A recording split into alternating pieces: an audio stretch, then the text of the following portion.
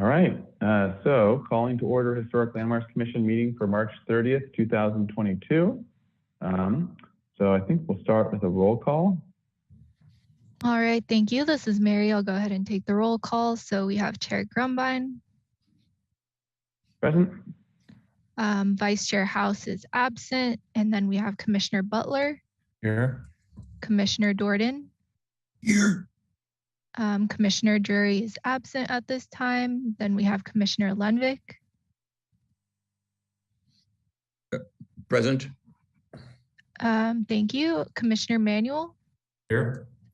And Commissioner Uli is also absent, and we have a quorum today. Thank you. All right. Okay, so let's go on to general business. So item A is public comment. So any member of the public may address the commission for up to 2 minutes on any subject within our jurisdiction that is not scheduled on this agenda for a public discussion. So with that, is there any public comment? Thank you, Chair Any member of the Grumbine. public wishing to comment? Yes, thank you, Chair Grumbine and commissioners. So if any member of the public would like to speak on an item not on today's agenda, please raise your hand and I will go ahead and call on you. All right, so I don't see any hands raised for general public comment, and we did receive written correspondence from Paulina Kahn, Pamela Jameson Bohr, Richard Clausen, and Heidi Ferguson, and they were distributed to the commission before this meeting. Thank you, Chair Grumbine. Great, thank you. All right, so we'll close public comment and on to item B, approval of the minutes of Historic Landmarks Commission meeting of March 16th, 2022. Do I have a motion? I move to approve. All right, thank you, Commissioner Dordan. A second? I second. All right, thank you, Commissioner Butler. All right, under discussion, any edits to the minutes? Edits, changes, thoughts? I have a comment. Commissioner Lenvik, I see your hand up too. Okay, good, thank you. On page 3, on the item regarding 1201 Los Alturas, on the motion,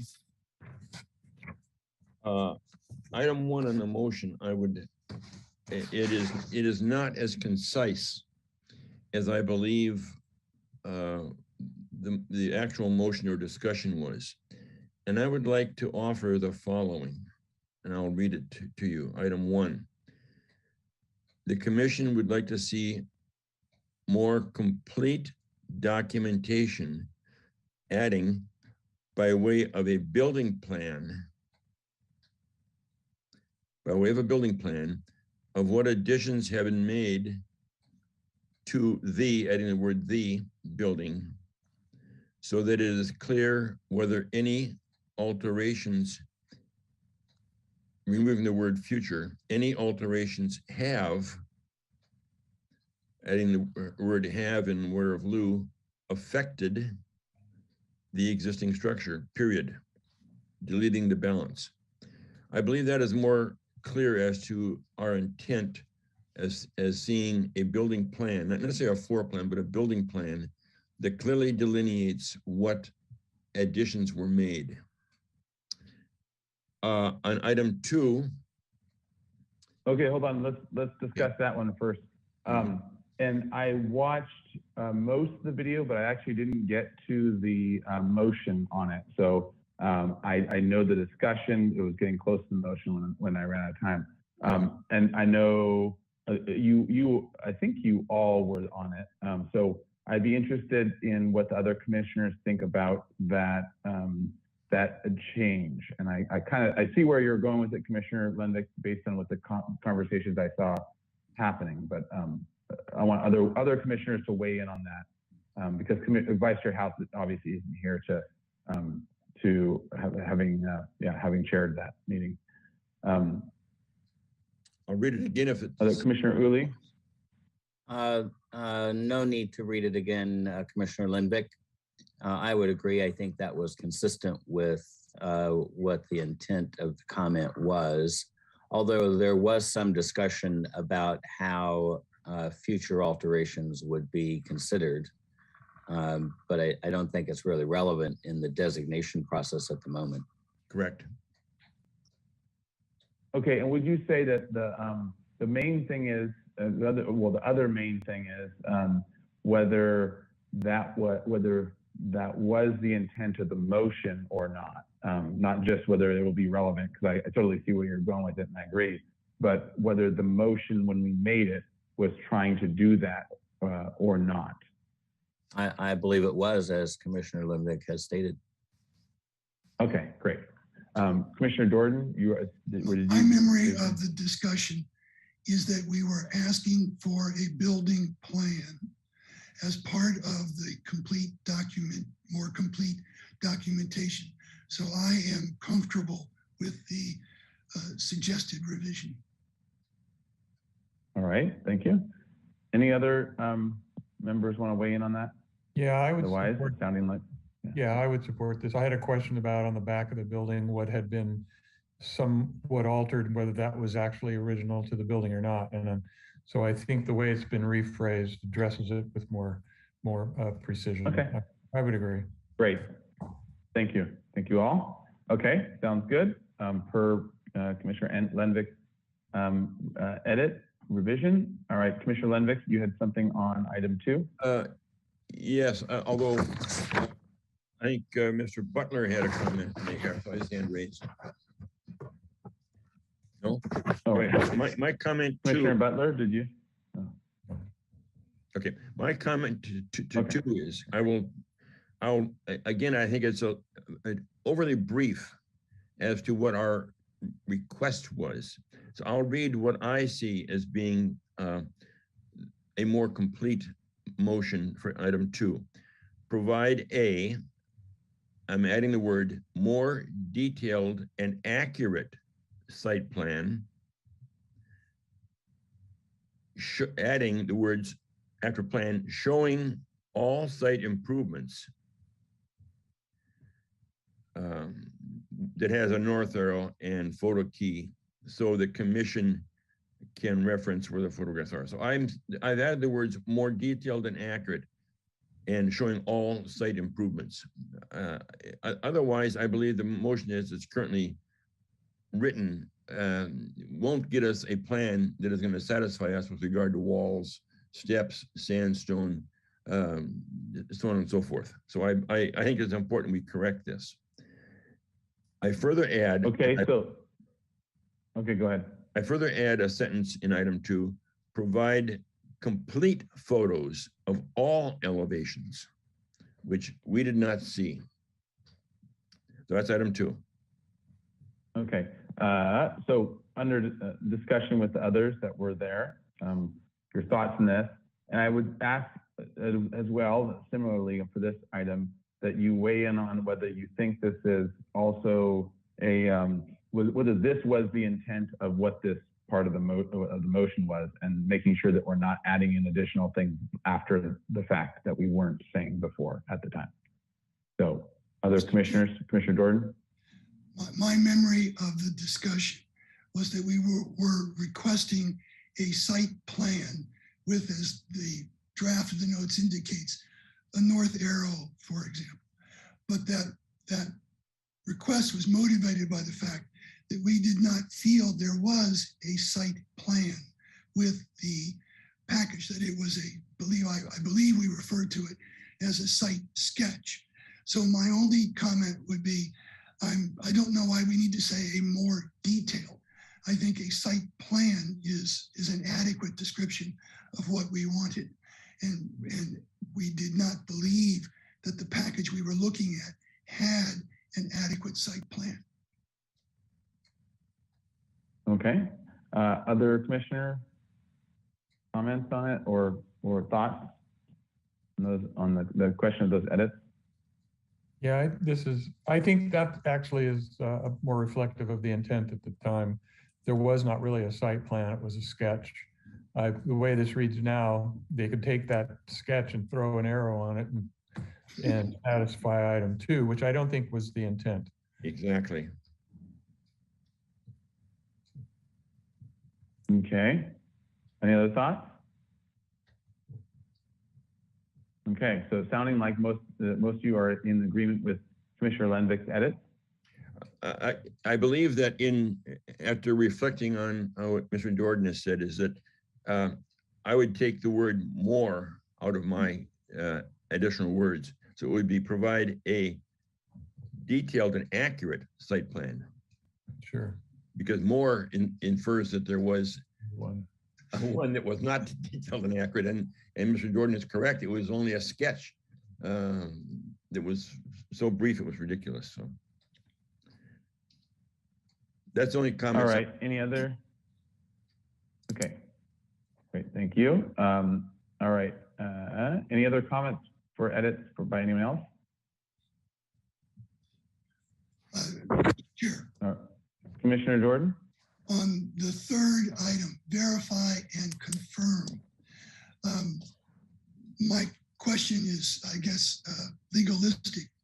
Is there a distinction, a legal distinction between verification and confirmation? Do both of those words need to be in there? Do they indicate something, two discrete things? Yeah, I think I don't know. I have to ask the lawyer. one of those words is enough. Either one, but not both, probably. Okay, so then maybe it's just verify the pagoda Correct. is within the parcel's property line. Yeah. Verify, confirm, and sign in your blood that the pagoda is within. Okay, sounds good. I think that makes sense just linguistically. All right, any other edits? All right, in that case, let's have a roll call vote for approval of the minutes. All right, thank Oh, you. actually, I should have started with, sorry, one thing, the maker of the motion and the seconder in agreement with those, are they in agreement with those edits? Yes, Mr. Chair. All right, and Commissioner Butler? Yes. I think you were the second. Yeah, okay, great. All right, in that case, roll call vote, please. All right, thank you. I'll go ahead and start with Commissioner Jordan, Yes. Commissioner Butler, Yes. Commissioner Lenvick, Yes. Commissioner Uli, Yes. Commissioner Emanuel, Abstain. and Chair Grumbine. Aye. All right, motion carries. Thank All you. right. Right. So we are on to item C, approval of the consent calendar for March 30th, 2022. Move approval of the All calendar. right. All right, motion by Commissioner Uli, I'll second that. second by Commissioner Manuel. All right, under discussion or review from staff and then any discussion.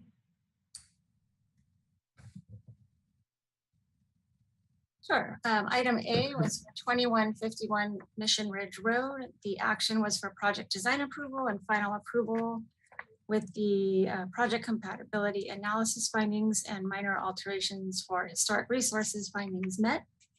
Item B was for 812 Garden Street. The action was for final approval as submitted.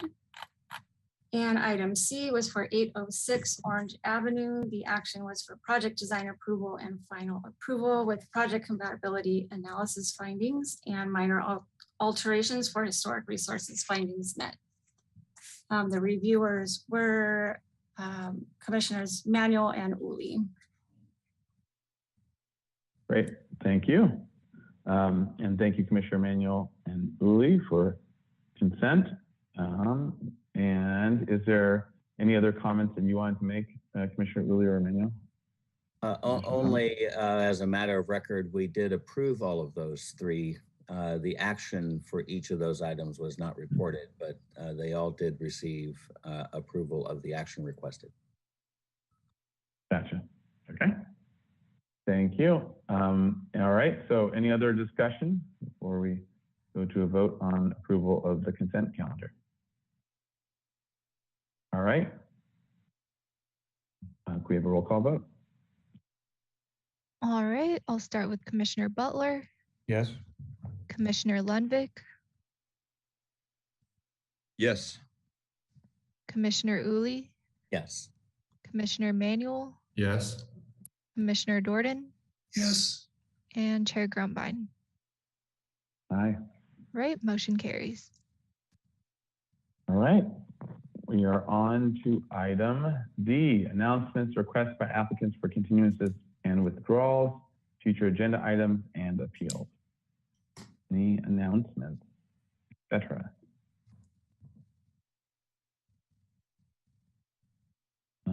Okay, well, doesn't sound like there's a lot, but I'll make one announcement. The Santa Barbara Trust for Historic Preservation had their awards ceremony this past weekend, and Nicole Hernandez and Parks and Rec both got an award. So just as kudos to the city for doing a great job, both on the historic architecture historian point of view and also for the Cabrillo Pavilion that was a big restoration project, and which also there's been an invite extended for the HLC to take a tour of it as well, for those of us who haven't seen it with the architect and others involved in it. So I think that they'll be circling back with us, but there was an invitation extended, so I thought I'd bring it up, and if there is interest, we can maybe organize something in the coming months. So, and then as well, just for the record, that award ceremony went way better than the Oscars. There was no one slapping anyone or making fun of each other's wives. So it was, just want to say it was a peaceful award ceremony. All right. Any other announcements or other things? Okay. If not, we'll move on to item E, subcommittee reports. And any subcommittees, and they're listed at the screen, bottom of the screen, any subcommittees meet and or are about to meet or have something to announce.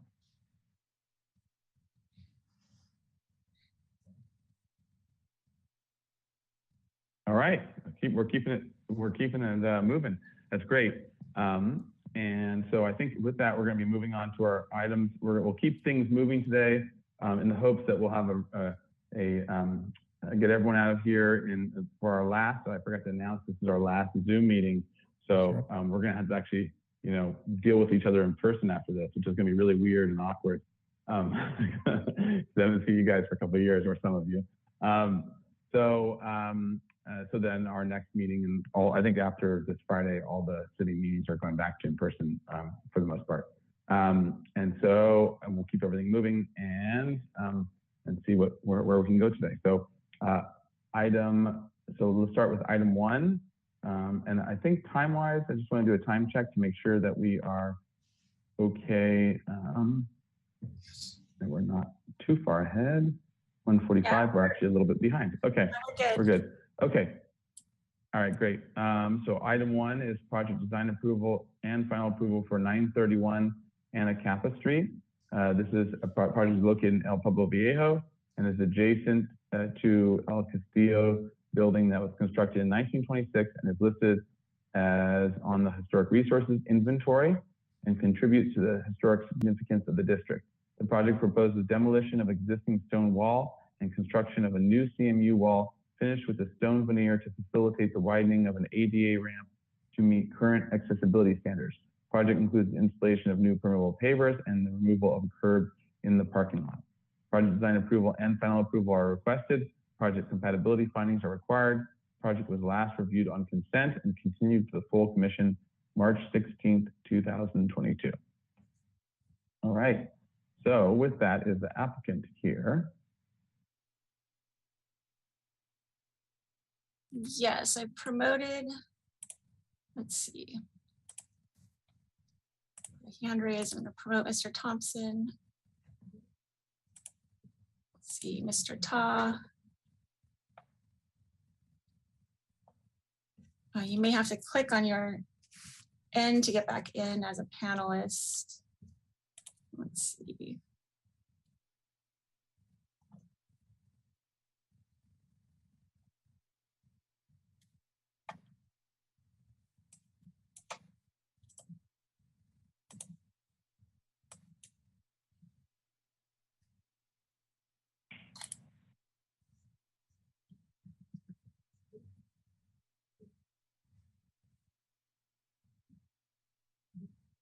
Okay. Um, Great. I'm trying to promote All Alvin right. Law as well. The way Zoom works, it kind of prompts you to leave and re-enter. So that might be a little confusing, but that's, hopefully he can get in. But if you're going to present, Mr. Thompson, I can go ahead and pull up your plans. sure. Let's see. We should read the minutes into the record also, Chair Grunbein, before we. Okay, yeah, why don't we do that while we're waiting for everyone to get on?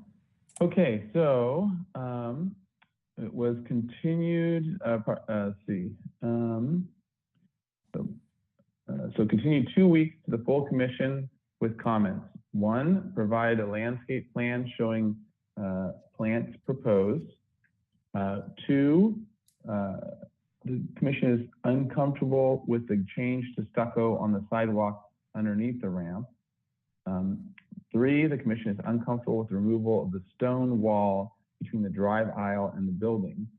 4, the ironwork detailing on the ramp railing appears to be acceptable, but there needs to be sandstone underneath the railing, preferably with a small curve so the ramp edge does not end at the wall face.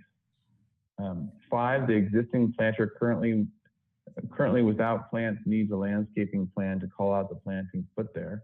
6, the new gray pavers in the parking lot should be a more logical termination. The left edge of the regular parking space next to the accessible space will be a line that continues to abut the curb adjacent to the building. 7, provide a more aesthetic way to express the wheelchair crossing across the drive aisle as opposed to blue paint in pavers. All right, so those were the comments from February 16th. And if you would introduce yourselves and you and your team, and then kind of walk us through, and also in particular, showing how you address those various comments and anything else new or different or things that you want to share. And you'll have 15 minutes to do so. You don't have to use all the time, but you have 15 minutes. And then because we don't have an active timer here, we'll just rely on staff to kind of give you a heads up when you have a minute or 2 left. So. Certainly. Thank you, Commissioner Grunbein. What we'd like to go over is specifically the comments that the commission made at the last meeting. If you could fast forward a couple of sheets through here, or do I have control? I have control. If you know the PDF page number, that's most helpful, but I can try to scroll through if you don't. And we are looking at page 7, I believe. We could go to that. Correct. Overall here, what you're looking at is our plan of the space. As indicated in the brief, we are looking at doing accessibility upgrades to the site and keeping with the historic nature and value of the existing finishes. What we've changed in addressing the landscape plan, actually there's only a basically a plant pot that is next to the ramp itself. If you're able to zoom in kind of on that front area between what looks like the trees. Yep. So you can see here, note 115 is pointing to that pot area that's existing. What we intend to do is just infill it with landscaping. Some of the plants that we have pulled as specifications for that are to the right on that same sheet. If you can zoom out a little bit. Yes. So we've provided 3 low maintenance plants to as options. If there's any preference that the board would prefer that we go with, we're completely open. to this suggestion. Along with that, you can see above the plants, we have the gray pavers and the Saltillo tile that was above that, that was in the plan before, no change there. What we have changed is the stucco, addressing the comment about the stucco underneath the ramp.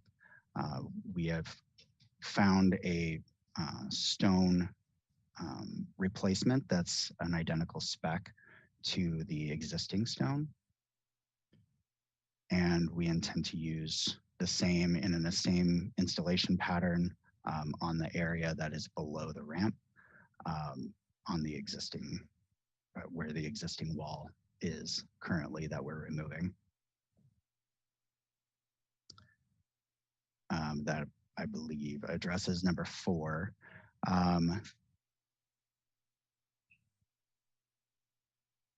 There is, between the drive aisle and the building, let's see, I think we can, if you can go to the next page.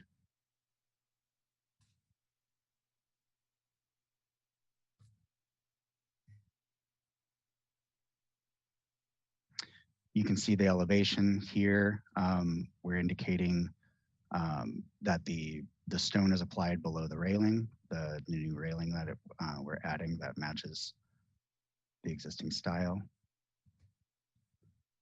And so this is where we had stucco prior. So we've replaced that.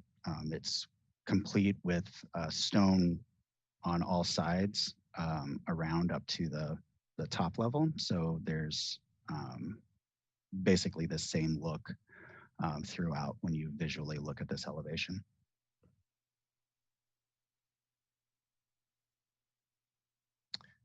If you look at the next page, we have the side elevation with the drive aisle. You can see the stone wall existing here and keeping that as shown.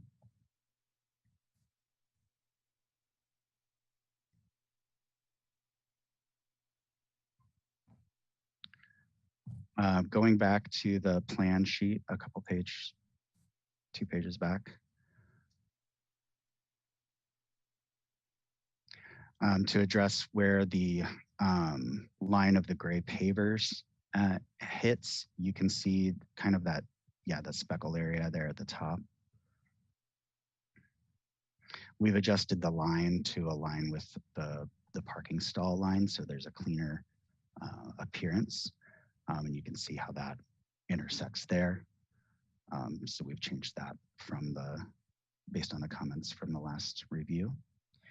And then the wheelchair crossing paths, the requirement from federal law for the ADA is to use a specific blue. We're not seeing a way around that. We've proposed to use the required accessible blue paint that's required in the ADA crossing path.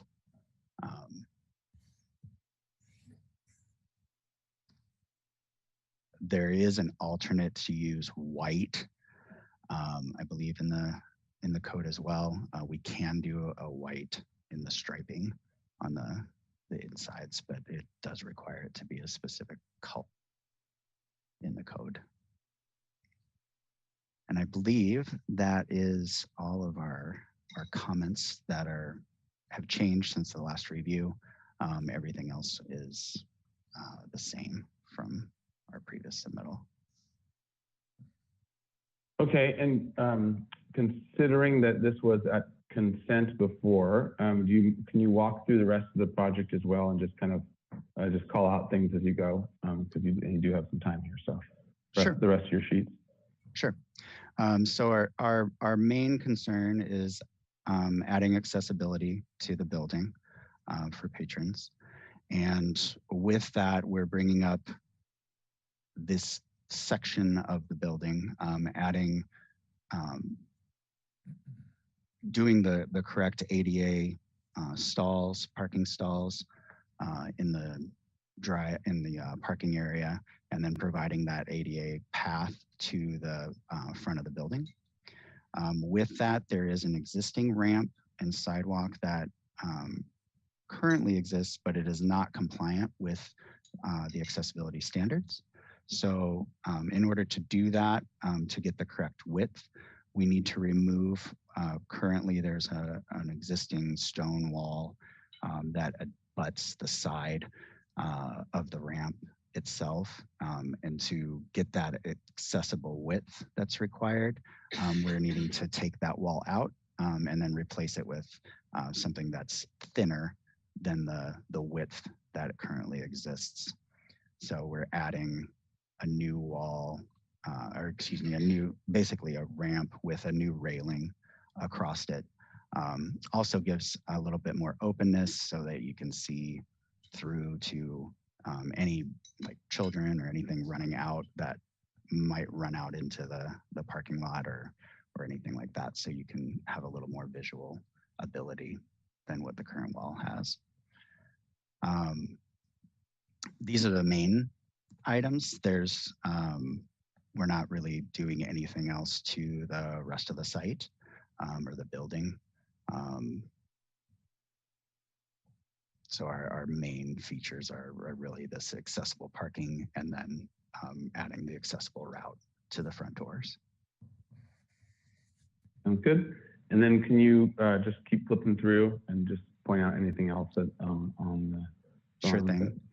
You can see to the right, we have the specs for what we are replacing: the gray pavers, the flooring on the ramp, which is the red tile, then the stone that we've found as a specification to replace the existing stone that's identical.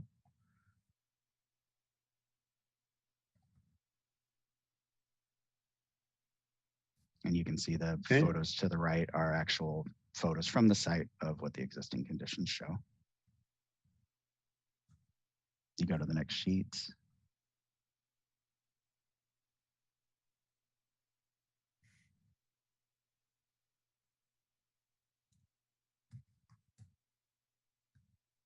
Once again, this is the elevation showing that wall where it is how it is currently. You can see down below in the photo. Up above is the elevation that we'll be changing to. So a lower ramp with a the matching railing that exists, just extended down the length of the ramp. You can see that as well in the back, we've indicated plants being added to the empty flower bed. Go to the next.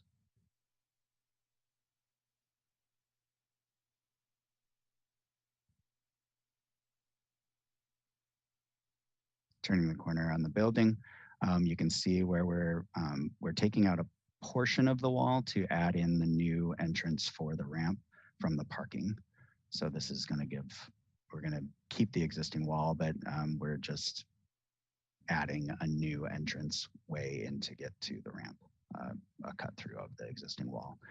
This will also affect the curb that's there, having an ADA access point from the parking level to the sidewalk level.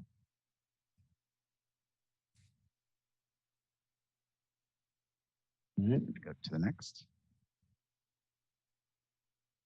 These are just some of our structural drawings showing basically the same thing. This is the design of the railing, how that detail intersects with the ramp, where the stone is wrapping around the portion of the wall, as well as how the railing sits within that section.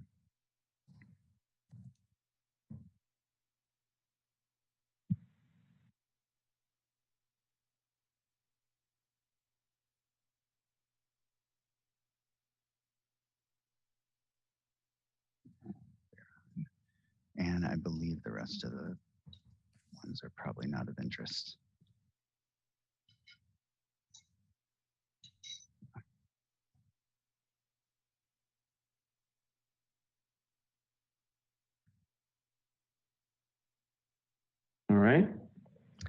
So this is Okay, so the, does that complete your presentation? Oh, I believe so, yes. okay. Great. All right, so let's go to public comment now on this item. Any member of the public wishing to comment, just click on the raise your hand icon at the bottom. You'll then need to unmute yourself when you're called on by clicking on the unmute button. And you'll have 2 minutes to speak to the project. Yes, thank you, Chair Grumbine and Commissioners. So at this time, I don't see any hands raised for item 1. And we did receive written correspondence from Paulina Kahn and Mary Louise Days. And so with that, I'll turn it over back to you, Chair Grumbine. Thank you. All right. To the commission for questions. Any questions? Mr. Chair. Commissioner Drury, it's good to, see made you it. or not to see you. I was on a spaceship, but I came home. How many Perfect. parking spaces for ADA requirement do you have? I guess there's 4 or 5 in that little area. Is that correct? Yeah, there's one accessible spot, which you can see there indicated by the accessibility symbol. But then standard, the 3 other spots are standard spots. So there's 1 out of 4 basically. Correct. All right, thank you. All right. Other questions from commissioners? Mr. Chair. Commissioner Uli. Since this is an ADA project, there are no modifications proposed to the building when you get the path of travel to the window or the door? Or ATMs? None of that has to be adjusted? Let me make sure.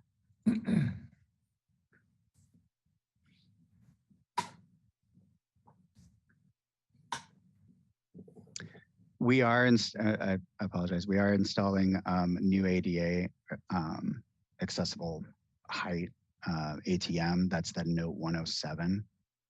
And that's showing the path of travel, that dash line going to that ATM in particular.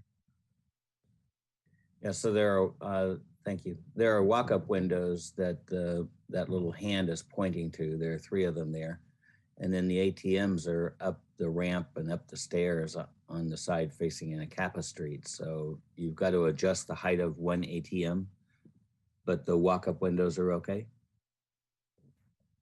And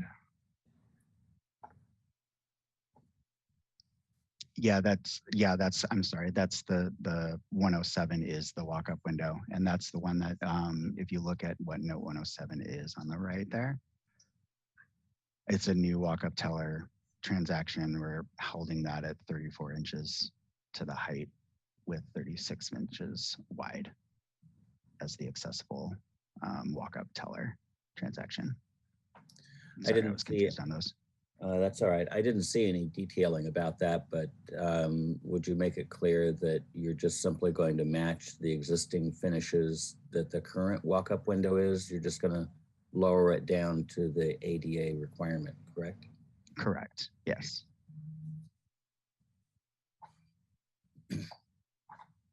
We just wanted to be clear. Just wanted to be clear, since a comment was made that there's no modifications to the building. You actually are modifying the building. Yeah, I apologize. That one is, there is that minor modification there. All right, thank you. Okay. All right. Any other questions? I have, yes, Mr. Chair. Yes, Commissioner Lenvick. I have a question. On this sheet we're on, you indicate a sandstone veneer by modern builders. How thick is that veneer? Can you tell us? Offhand, I do not have that. I believe it's a varied size because it's it's more of a natural Is it, look. you mean varied in thickness? Yeah, it's gonna have similar to how the stone currently is. It's kind of got that varied kind of irregular, I guess, feel or surface as you. You have- You're saying across. uneven surface, Do you basically. have Correct, you have a yeah. brochure of that? We can get one. I think it'd be good to see one. Is this image that I see here of the sandstone a photograph of the current wall? No, I believe the image is of the actual spec that we're pulling for this. Hmm. All right.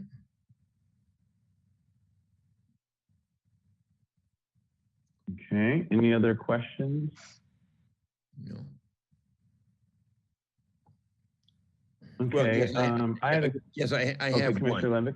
I have one. So you're putting in this gray paver into a driveway area that is currently all concrete. Is that right? It's currently asphalt, I believe. Asphalt. Okay. So this area will be different than the balance of the drive area and parking area. Correct. And you're using the paver for what reason as opposed to asphalt? I believe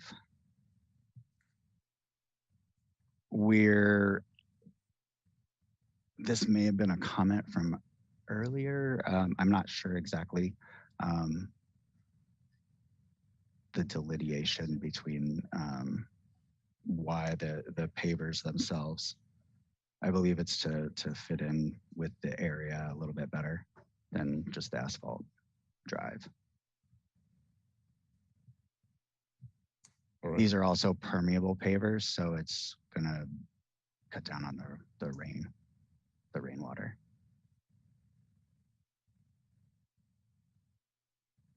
All right. All right, other questions? One question.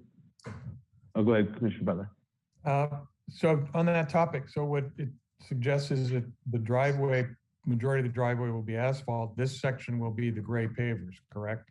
So you're really going to have two surfaces, two textures, two surfaces, shall we say, distinctive from each other.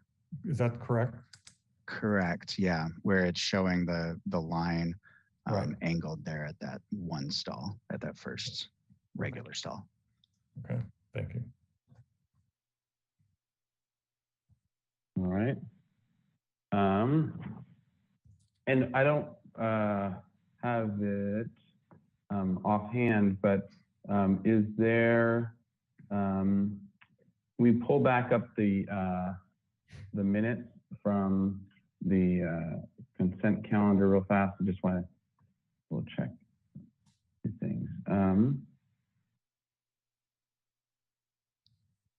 Okay.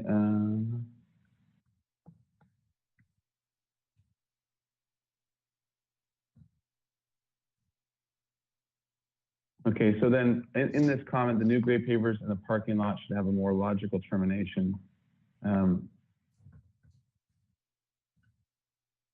Prior to this, the line was Yeah, kind how of up was and it down. before?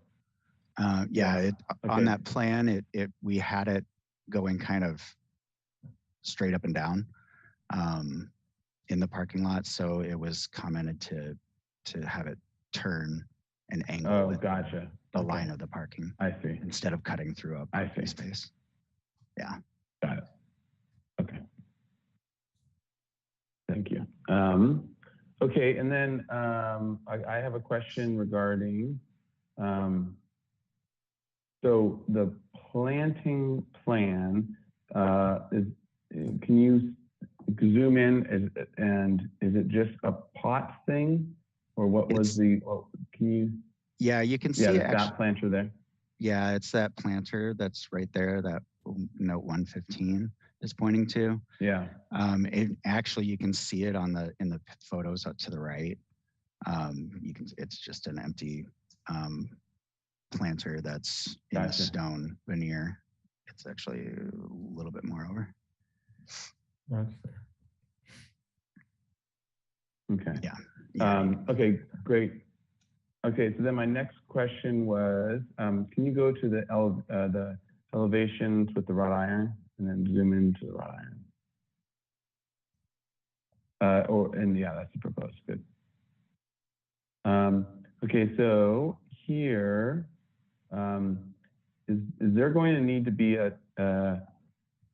some sort of an extension? I saw your details showing the typical, the 1 foot or whatever that is, kind of U-shaped extension. I believe the city has a standard for it that actually, has a little more graceful and still meets code and all that. So I'm just wondering if there was a reason it's currently shown as left off, or if there's something else or if it's just not there yet, but it eventually will be.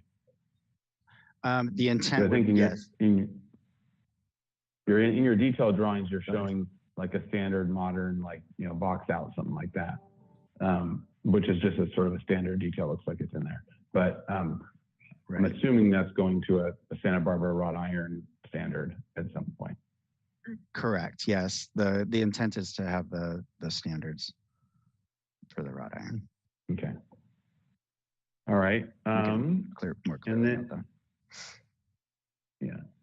Okay. And then any other questions before we go into comments? I have one, maybe two. Okay. This elevation is sufficient to ask the question. Typically, there's either a curb at the ramp or a rail at the ramp. It looks like the wrought iron rail is acting as that 4-inch dimension at the bottom. You're not expecting that stone wall to rise above the surface of the ramp, are you? Correct. No, it's going to be at the same level as the walking surface. Just there will be the stone veneer on that top surface. So from the elevation side, you're not going to see the edge of the red tile. It'll clearly be just the stone look from the elevation view. All right. That to me sounds a bit awkward because the stone coming up the surface and turning the corner to be the cap of the wall being at the same level as the tile. I don't think I've seen a detail like that before. There's normally some kind of relief, even if it's just the thickness of the stone itself. So there's something the tile runs into rather than butts into. So that's a little concerning to me. Second question is, what is the purpose of the gray pavers? I'm having a hard time understanding why you would install gray pavers for the driveway entrance and 2 parking spots when the entire parking lot already is asphalt. What's the purpose of the gray pavers?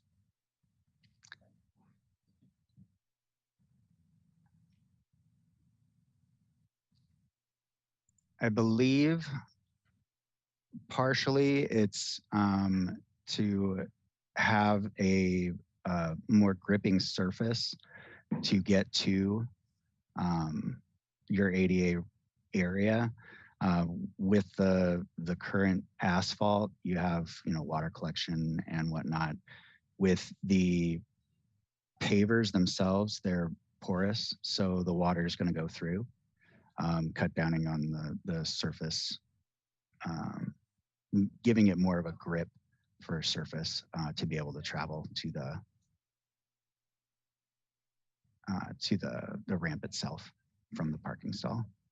All right, that makes that's in my mind that's a little flimsy because these pavers are going to settle differently than the asphalt, and I can just see a year from now those pavers popping up or being dislodged and it becoming worse of a problem than just simply having level paving.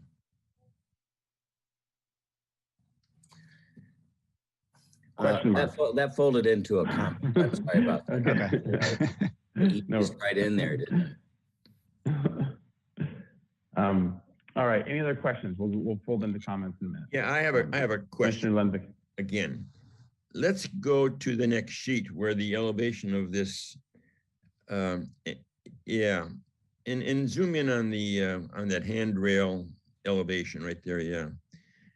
When I look at this, I see the handrail extending on the right, some undetermined dimension or whatever past the beginning of the ramp. And I don't understand that. And when I look at the elevations of the building, I don't understand the construction. I don't know where the wall is that is coming perpendicular to us along the frontage of the driver parking area. This is confusing to me here, but I don't think that the handrail that you are showing there really does go as far as you show it, or needs to go as far as you show it, past the end of the ramp. So I don't understand this. So that's the question. So the question is, doesn't the rail just need to go to there or something? Yeah, or less than that, Right. even less. Yes. Less yeah. I don't understand this, and I would hate to have something built out there that is. This actually would indicate blocking the access from the sidewalk, the street. Or at least a portion of it until you move Yeah, further I around. don't. Okay, so I don't understand this. It's so a can we go to question. the plan view and maybe turn that into a question for like, is there a reason that Yeah, this, go to the if you could enlarge zoom on way the in, plan view. zoom even more into that, Here you go. Yeah, there we go. Um, It seems like here it's showing it stop. yeah, It seems like it's stopping in the right spot. I think the elevation, is the elevation So incorrect, or is it? what you're not seeing is the continuation of that elevation. You're right, it's stopping, it kind of, you can see that it aligns with the edge of the planter right there, which is what it does in the elevation. What you're not seeing is the rest of the way. There's a clearance there to the sidewalk on the front, and then the other wall on the other side is up there along the top in between the two, Yep. the parking and the sidewalk that we're putting through the back there. so go back to the other elevation again. So it might be a little confusing just from that standpoint that it's Well- not maybe a full elevation that you can see exactly how that Well, all ties or maybe together. the ramp isn't drawn accurately. I mean, if the planter is drawn accurately, maybe in the handrail is in the area of the planter dimensionally, then maybe the ramp isn't drawn accurately. Well, the Yeah, ramp- one or the other. Something is strange there, and that's my question. What is strange? Sure. I think the idea is to have that kind of full look to go and coincide with the edge of the planter. The ramp itself does start kind of where you were indicating. We can take that back if you would prefer, to have that more open to the front. What you're seeing around the side there to the right of it is part of that 6 foot wide opening to the sidewalk.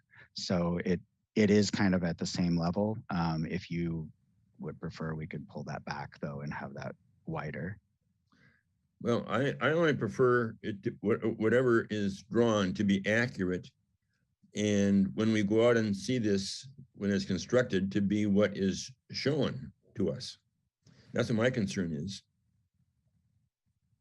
That's a question. Okay, so along those lines, yeah, so I'm still trying to figure it out too. Along those lines, if we can go back to the, so let's look at this for a second, because I'm looking at another screen. I'm trying to understand it as well. So we're looking at this, it's the railing here, and this is the wall behind it, and they're basically aligning. And right now the ramp is shown for this elevation as starting about where this building starts, right? Right. So it's about alignment with that. So it's looking like there's a landing for between here and here, right? And so then if we go to the floor plan version of it, and it just might be that there's a little drafting error, a line or something that's missing or in the wrong spot. But if we go to the floor plan, zoom way in, even more, And it might be that this is just a dimension line that's getting in the way and it's not actually a line, but this line looks like it is the end of the ramp visually, it looks like it is. Maybe it's not, but that's what the graphic looks like. And so it looks like the ramp ends at the same spot that the wrought iron railing ends, which is the same spot that the planter ends.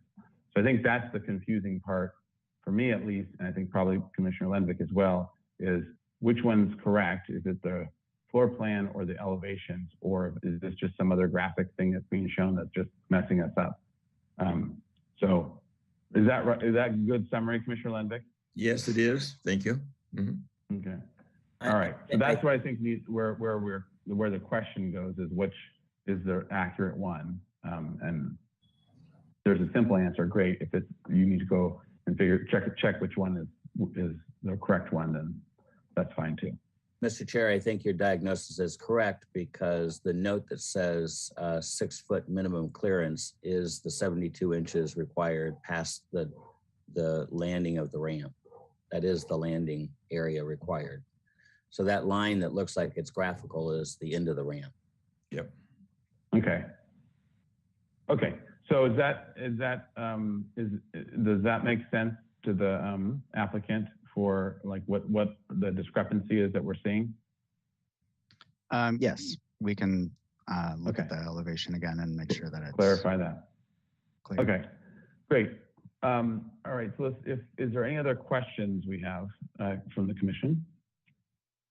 And if not, let's fold into comments now. Actually, one other question, and then maybe I'll kick this off with the comment question.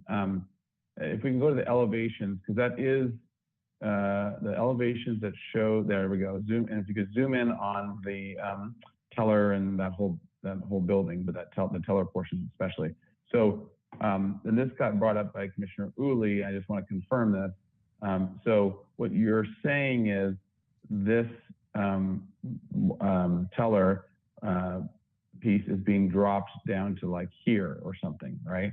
Is that the general idea?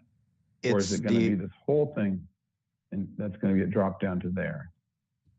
Yeah, I would. It's the walk-up window around the corner. Correct. It's the walk-up window around the corner. Oh, It's actually gotcha. the other, So the teller next machine elevation. thing. They're obscured by the wall. Those are, yeah, those are staying the same. Gotcha. So you're saying this is dropping down lower? Correct, the third one there. And I think it's just the intent of the counter itself, not necessarily the whole assembly. So window. visually, you Oh, got it. Any difference? Okay, that was going to be my question was, is there going to be any change to the upper level 3 windows all in a row, or is it just the counter drop? Just the counter Great. drop. Great. Okay, so then let's fold into other comments of the commission.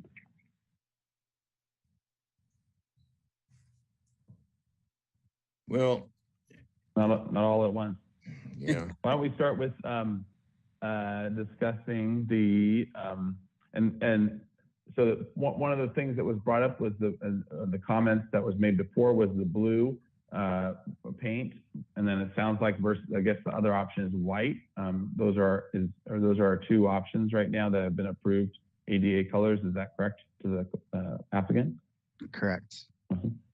Okay. So thoughts on that and tying into that is obviously the color of the material of the ground that is striped against. So if commissioners want to weigh in on that, the pavers discussion and color, if we want to go there as well, the striping, blue versus white. Anyone? I don't know if you could see my hand, Chair Grumby. Oh, I couldn't. Sorry. Let me try this. Whenever we reviewed this in consent, the pavers were proposed to us as a permeability need, but it wasn't clear how much of that we needed. And we went through a couple iterations, I guess, to get to this point of awkward configurations. I would prefer much less of it, just because it's going to be such stark contrast to the asphalt. Do you want me to save the rest of my comments that don't pertain to this, or would you rather? No, that's fine. Fire away. For the, So, and actually, could you be, considering you're the landscape architect of the team here, any more thoughts, if you're gonna say last, like where is the better, maybe a way of doing them, or a location of doing them, or a shape of doing them, or? yeah, and I brought it up in the last consent meetings as well. I think if they were only at the parking spaces, it would seem more obvious that the parking spaces are clearly different than the drive aisle, if they were absolutely necessary. So you're saying like box it out like this? Yeah, for each, or whatever, something like for that. each parking For each space. stall. Yeah. Yeah. Another option that I had considered, but I don't know how much square footage they need, is to only have an apron right at the entrance of the drive aisle, if it was necessary to have it for the ADA walkway. So basically do it like that. Right. Or something like that, but not hit on an angle. Correct. I guess both of those depend on the square footage needed for any permeability, assuming that is actually what is driving the need for it. So those are my thoughts on the permeability, on the permeable pavers. I do like those permeable pavers because they don't have a joint. So I think those are better than the alternatives if we have to go with them. For planting, I think these 3 plants are all not appropriate. And we've got a suggested plant list for HLC in the city. I would suggest just picking something from those that's appropriate for the planter. And we need a full planting plan showing location, quantity, size, and the full name called out. And then for the discussion about the elevation that I think Commissioner Uli brought up, at consent, Commissioner House or Vice Chair House brought up the need for a curb, and I think that got translated in the notes to a curve. But to have a curb at the bottom of that railing, instead of having the surface of the ramp be flush with the surface of the wall, or the, whatever stone is below there. So those are my 3 comments. Also, just a little bit of background as to why this came to the full commission. The stone wall that's between that separates the building from the drive aisle, that had gotten previously proposed in the second iteration as just iron railing. And since there was a comment, I think from Commissioner Lindvik, about just a question about the stone, it was a feeling that this should come to the full commission, being that this is such a sensitive area. Gotcha. Thank you. Okay. Who else wants to? Yeah, I'll start in, because I am concerned about this. I am concerned about this. I don't find there's a valid reason for using the gray bricks in the driveway. I have not heard a valid reason. And I think it would be disruptive to see that. And I have bricks in my driveway at home, and they are not level after about 2 years. And you've got to keep working on them, and it will be a problem. So I don't agree there. Now, with regard to the sandstone, I went to this site of this Modern Builders, and Modern Builders, from what I was able to determine, is a supplier of construction materials, and they have a number of different companies they will, supply stone from or veneer from, and none of them that I were able to find quickly are of this ilk. In the past, I have used forms that create stone, and then we come in and stain it. And that is not going to be the same. And I've not seen anything that is this good so far that will match what is there now. And so I want to go to the next sheet down, or 2 sheets down, where we see the handrail in elevation, and that construction detail. Keep going down. There. Now zoom in on that construction detail. There is no reason why you need to have the poured concrete wall at that location. You can move that poured concrete wall back and put in a full sandstone, thick sandstone veneer in that location. But you don't need the poured concrete wall in that location with a thin little veneer that I can guarantee you will not match existing, and we will all be very disappointed. Can you zoom in? Can you zoom in? Yeah, into that detail. Yeah. So I just want to be clear of what you're saying. So you're saying basically you can put your footing or your concrete wall move here, the concrete wall there, exactly. and then you can have your thick, And you have thick veneer, but it was real, actually thick real stone there. Yeah. Right, exactly. There is But now, just for clarification though, you're saying, but this is saying real stone too, but real stone that's been cut down to a veneer. Yeah, right. So I just want to make sure that at least. No, I'm saying real stone that was probably be at least 6 inches minimum in thickness. Yeah, thick stone instead of a stone veneer. Right, you're not going to put a veneer there. You're going to use 6 or 8 inch stone that is real and matches that which you're adjoining. It just makes sense. And the telling thing about this is the stone finish veneer he shows there stops at the sidewalk or whatever.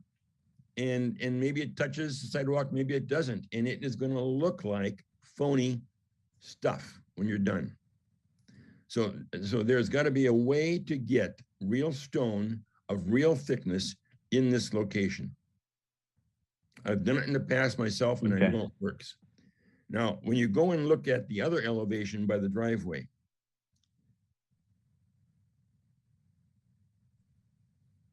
yeah, right, that's good right there.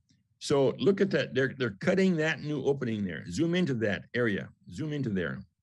What does it say? Cut part of wall to allow for access. Refer to architectural drawings for location. Patch the sides of the cut to match existing wall.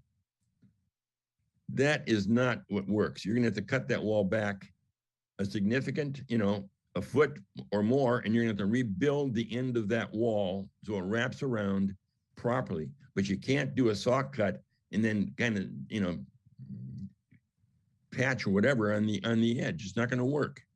We need to see a real. Yeah, you're saying this. Yeah, both sides. It's gonna have to pull back that. Just and the mason's gonna have to dig out stone and put in new stone and take it around in a logical aesthetic manner. And we don't see that now. No, those are my comments quickly. And I apologize to the rest of the commission because I know you got equal comments to make. So, but I want to be real careful, Mr. Chair, I want to be real careful on any motion we make that we are very clear in what we're talking about from the standpoint of the aesthetics of this area. Yeah. Okay. And I hear you. I just to sort of piggyback on some of your comments, because there were similar ones I was going to make in terms of the detailing, because I have done a real stone veneer. It's usually about 2 to 3 inches thick. That has L-shaped pieces that turn corners and look like it's real solid stone. It can be done, but it needs to be really detailed well to be able to do it with a veneer. Otherwise, you're using really thick, like 6-inch pieces or whatever. And this isn't a tall wall, so it should all be able to be done either way. But I think it needs to be detailed out to show how it turns a corner, because this way, like you're saying, if they just cut it, there's no way it's going to actually visually be clear. But I think the detailing of it needs to be figured out one way or the other, but with using real stone, whether it's however thick your either veneer or chunks of stone on. Okay, other comments? Mr. Chair. Commissioner Uli? I would agree with Commissioner Lindvik and support his very eloquent comments about it, and suggest, since there's going to be a significant amount of stone that's removed, why not use the stone that's being removed to make up the difference so that it looks like it belongs there, instead of some fiberglass or faux concrete thing pressed out of a stamp that is just going to look like crap. That's a planning term. Okay.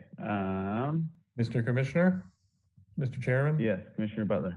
So the, back to the pavers and the asphalt, and I agree with the comments that have made. I also think that it has some user issues, people pulling up if it's partially paved, partially asphalt in the parking lot. It's what's the significance of the paved part versus the non-paved? And so I just think that the role of the pavers is troublesome, particularly if there's some ADA requirement, which has already been mentioned, then that should be explored. But I think both for the user side of this and for the longevity, the pavers represent a problem. And then the discussion about stones, I would just agree, the stone should match the existing walls and be made out of the same materials.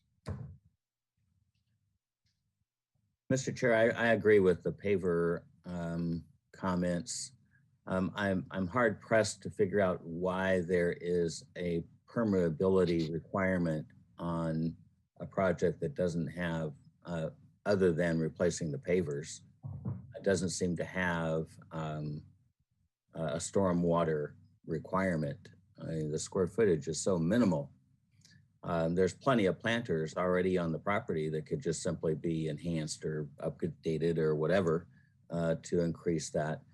And I find those gray pavers problematic. They'll be problematic, 3 months after they're installed, and forever we have to deal with it aesthetically. Mr. Chair? Okay. Commissioner Drury. I find all the comments so far right on the money. I'd like to make sure that we have some, since this building is rather, well, dare I say it, plebeian in design or execution.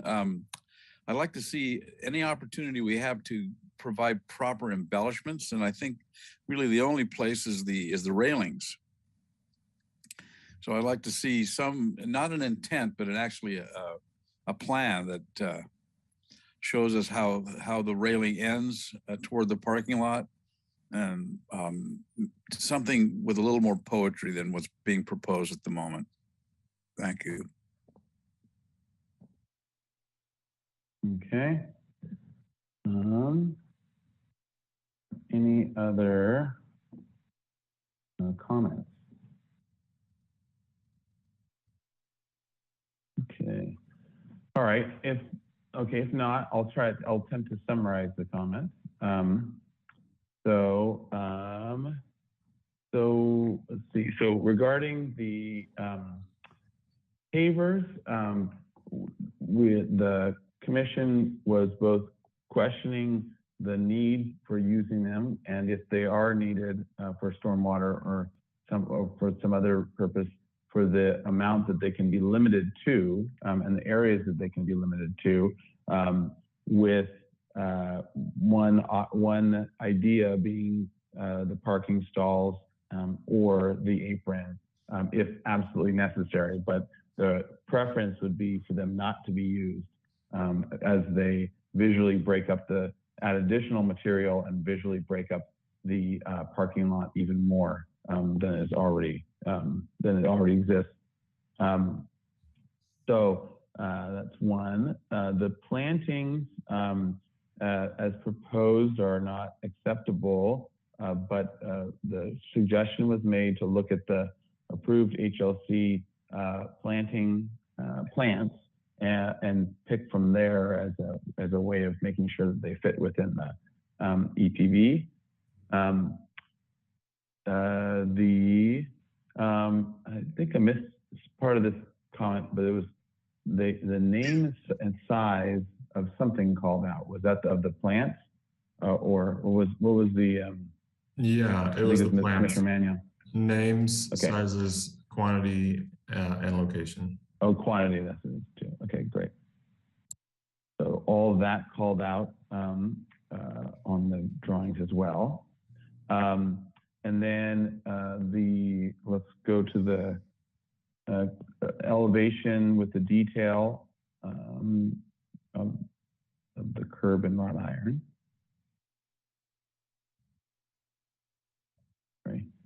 Yeah, so on sheet C1, the detail of the showing the sandstone wall and finish and the wrought iron. So that there needs to be a sandstone curb, and all the sandstone is to match the existing, and the recommendation, if possible, is to reuse the existing and reform it.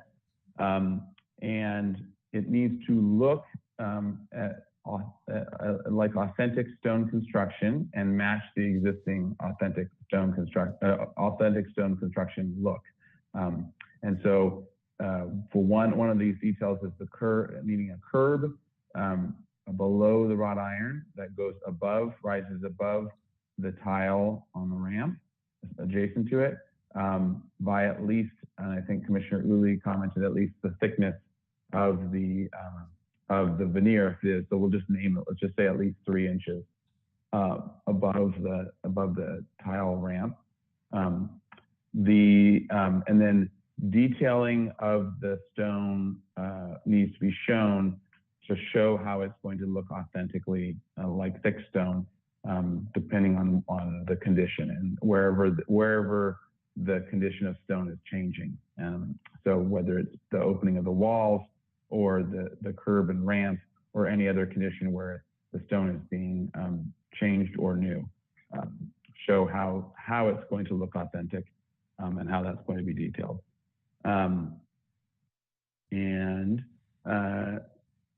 Let's see. Oh, wrought iron. The wrought iron design needs, the wrought iron the elevation of the wrought iron railing needs to be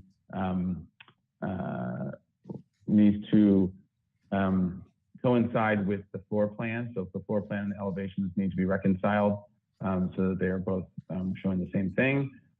The wrought iron design, especially the ending of it and the lamb's tongue or the detail for the end needs to be, and we'll just say of both code and proper EPV, and with the suggestion of looking at the standard city wrought iron detail ending.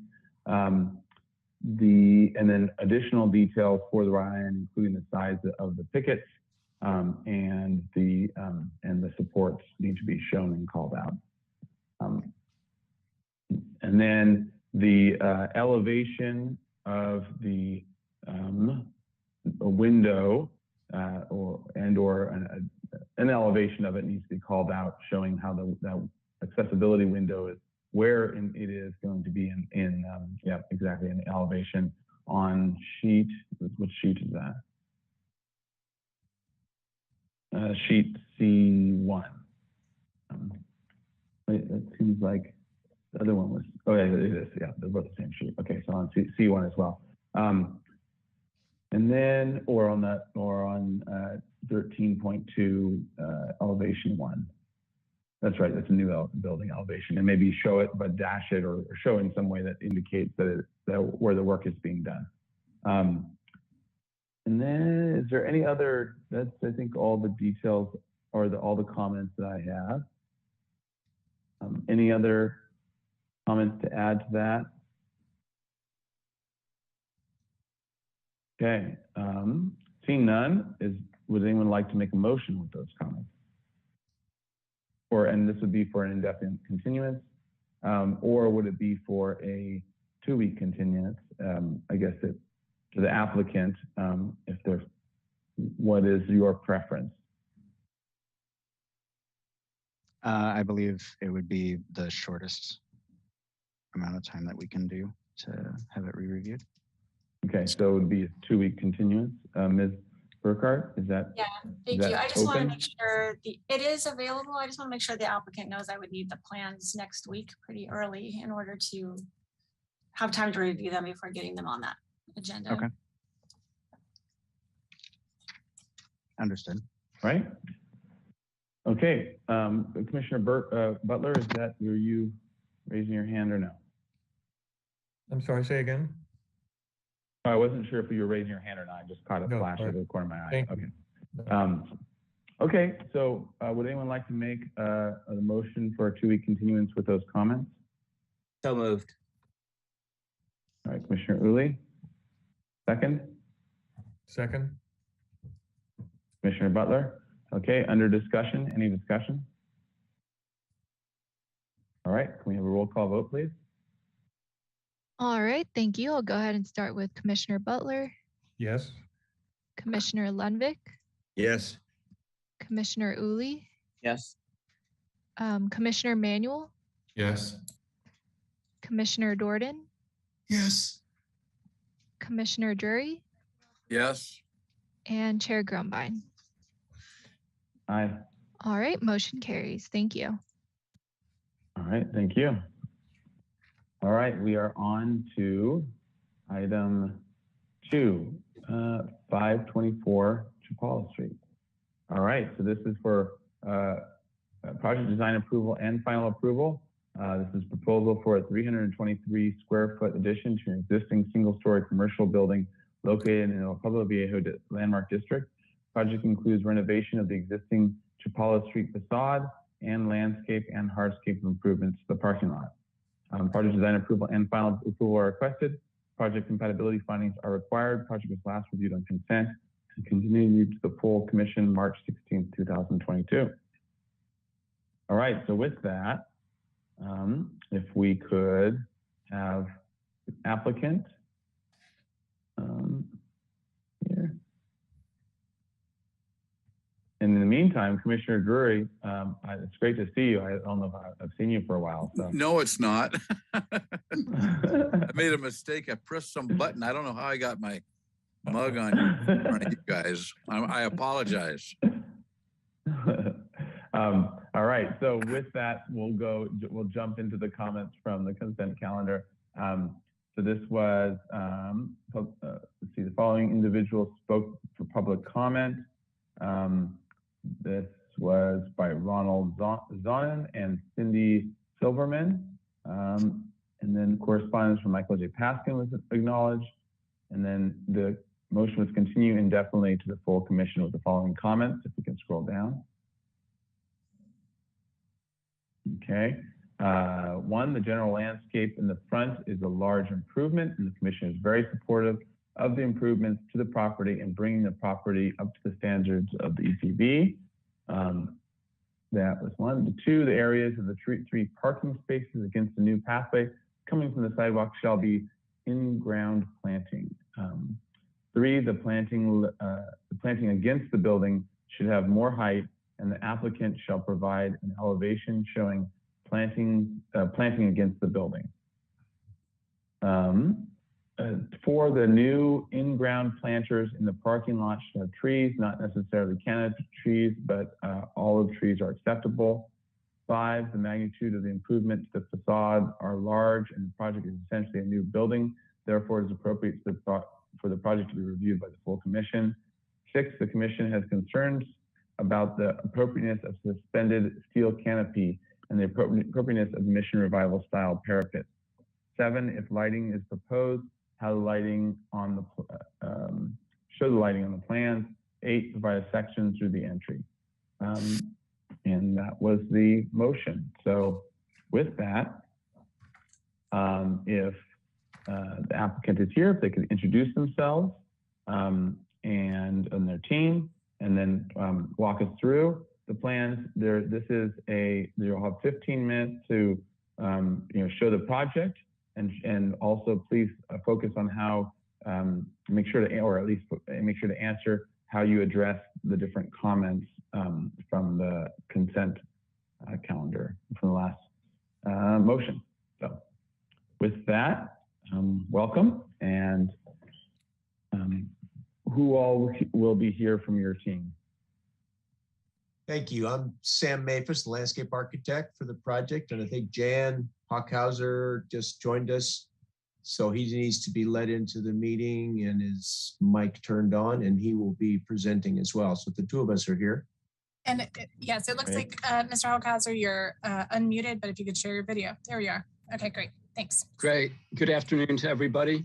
I'm here, and I'd like to start off our presentation by allowing Ron Zonin from the JCC to kind of introduce our project and begin the conversation. He's one of the panelists as well. So if he could start out, and Paul Harrison, myself, and Sam Maphis will take you through our proposal. Good afternoon, Commissioners. I'm Ron Zone, and I am on the Board of Directors at Jewish Federation of Greater Santa Barbara.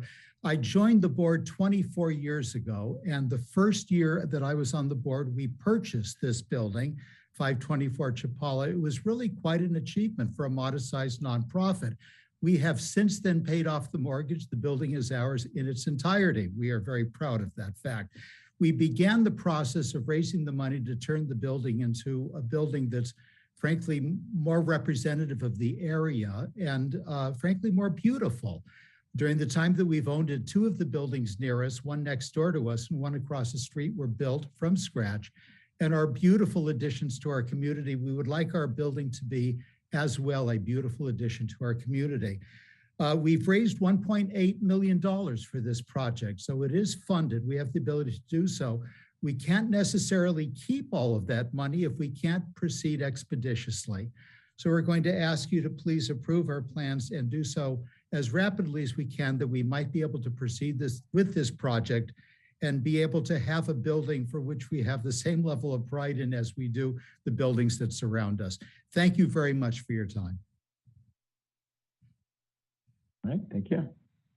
On to the Commissioner Grumbine, if I could take the mic now, that would be great. So if we can go to the existing photographs on page 2.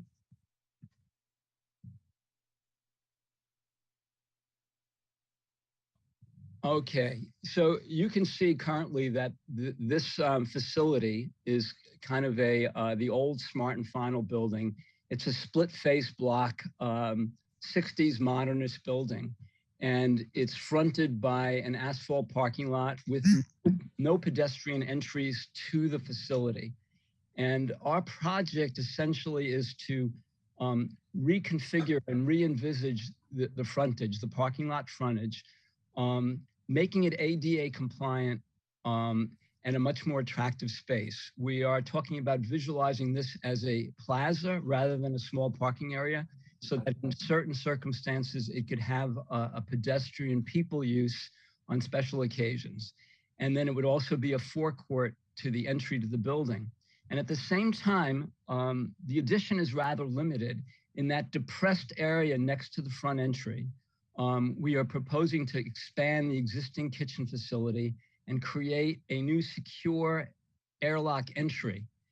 So we are essentially using that recessed area to create the addition and then kind of reimagine the facade.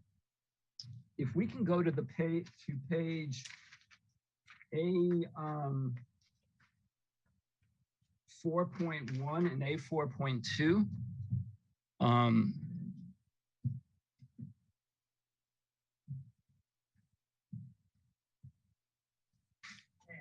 You can see the new proposal. And, you know, it was interesting that in the prior item, you gentlemen were discussing pavers and permeability. Projects are challenged today in Santa Barbara due to stormwater requirements. So even a resurfacing of the asphalt parking lot would be considered a disturbance of permeability. And so we were required to create a permeable plaza. To our benefit, in this case, this plaza is uniform. We're not talking about various pavements, but kind of consolidating in an attractive brick style paver. And when we come back for final, I should add to the board that we're not talking about preliminary final today. We were talking about PDA because we would like to return with specifics about paving, some of the trim details, et cetera, some of the tile work. But we're excited about, you know, the improvement this brings to the community. I might add too that the frontage wall right now is a low, you know, 32-inch split face block wall. Again, nothing to do with the context of Chapala Street and the old Pueblo Viejo districts. We're re-envisaging that. We've created a pedestrian entry point, and the parking lot and the layout of the parking lot is now ADA compliant. And one of the comments that we discussed, I think one of the consent calendar members had suggested that the pottery in the middle of the plaza on the ADA pathway be in-ground planters, but we would like to suggest we would like to make that in movable pots for the purpose of using this space on special events. I would say that we've increased the quantity of landscaping. We've certainly enhanced the green aspects with the permeability that this project now proposes. And the landscaping is all native and re-envisaged. I would also caution the board that the renderings and the illustrations that are before you are not in concert with the planting plan that Sam Mafis's office has prepared. And I would like him to walk you through the discussion and the response. So this is just to get us clear on the general scope of the project and the architecture. We have worked together with the JCC board and looking at different projects throughout the community. And several ones are appropriate to their functional needs as well as their aesthetic pursuits. For instance, Saks Fifth Avenue building on State Street, Restoration Hardware, the Reagan Ranch Visitor Center all have certain featured entryways with the embrace of a canopy for protection and solar protection over the entryway. And in this case, subsequent to our appearance in front of the consent calendar, we've refined that entryway so that the archway cornice mold is supported on the Doric columns. I think Commissioner Howe said that should terminate appropriately. So we've incorporated these columns that embrace the entryway, and we've really refined that detailing. So if you could scroll through to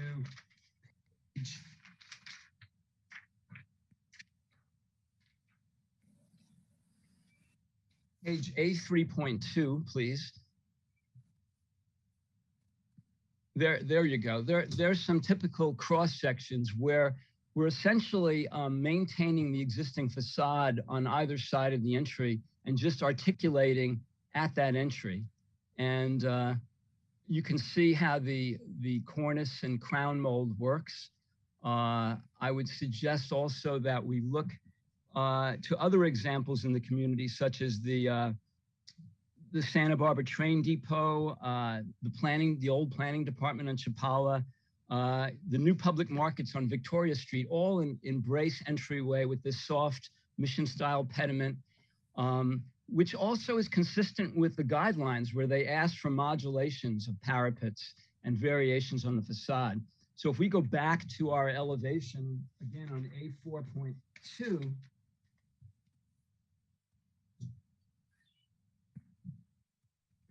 you can see on the upper illustration there, how nicely that works. So again, to help the understanding of the board, you can see the existing walls either side of the entry. The entry is now a double glazed entry airlock, and there's security reasons for that. That is part of the JCC's program and requirements. And we think this really complies with the El Pueblo Viejo guidelines and detailing. In fact, it's directly referenced to many of the examples provided in that document. So we're excited about it. If we can go to the floor plan, that would be on A2.1. A2.1 will help you see the exact profile of what's happening at the entry there. So you can see in that kind of pochade hatched area where the existing planter is being filled in for the kitchen expansion right in there. And then you can see the existing entry doors and the new ones out to the left of it. And then the articulation where we layered on a furring onto the existing split face block and articulated around the archway entry. Now the thing is, the requirements for the parking and the ADA accessibility, the clearances, the minimum spaces are kind of standards that planning says we can't avoid.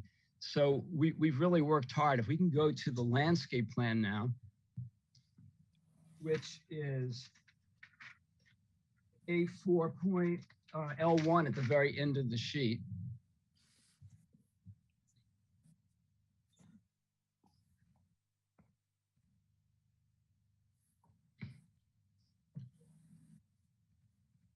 Sam, you might get into the plant materials, but before you do, I would just like to discuss kind of the necessities of clearance, providing an ADA spot, bicycle and motorcycle parking. So, you know, we've lost some parking, but fortunately we exceed what's required by the zoning code. And, you know, like I said, we've enhanced the amount of vegetation, and we've really created a much more pleasurable streetscape experience for the community from what's there now.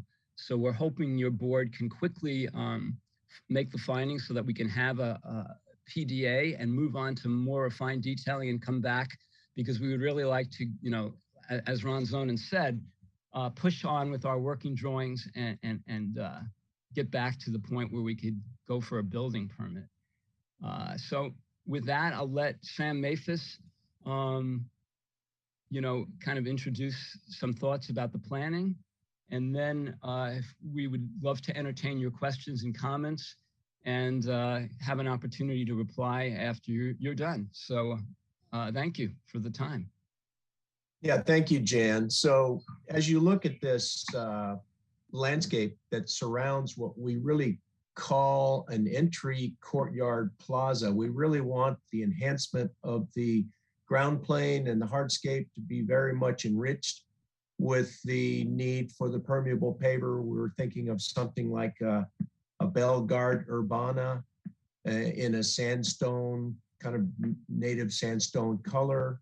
So it'd be earth tone, it would have a rich texture, and of course be permeable for the stormwater enhanced area. The center corridor, as Jan mentioned, would be reserved for pedestrians, which there is no pedestrian access now. It's all solid asphalt and parking.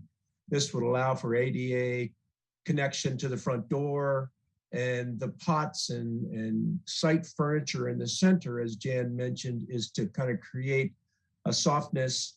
We certainly can put olive trees in these large pots, but the attempt to make them portable is part of our program for this event courtyard plaza to be a gathering space, a people place for events that might include educational things, potential movies that might be projected on the building to the north, children activities on certain days as the community would need for a number of things that they hope to entertain in this multi-purpose space.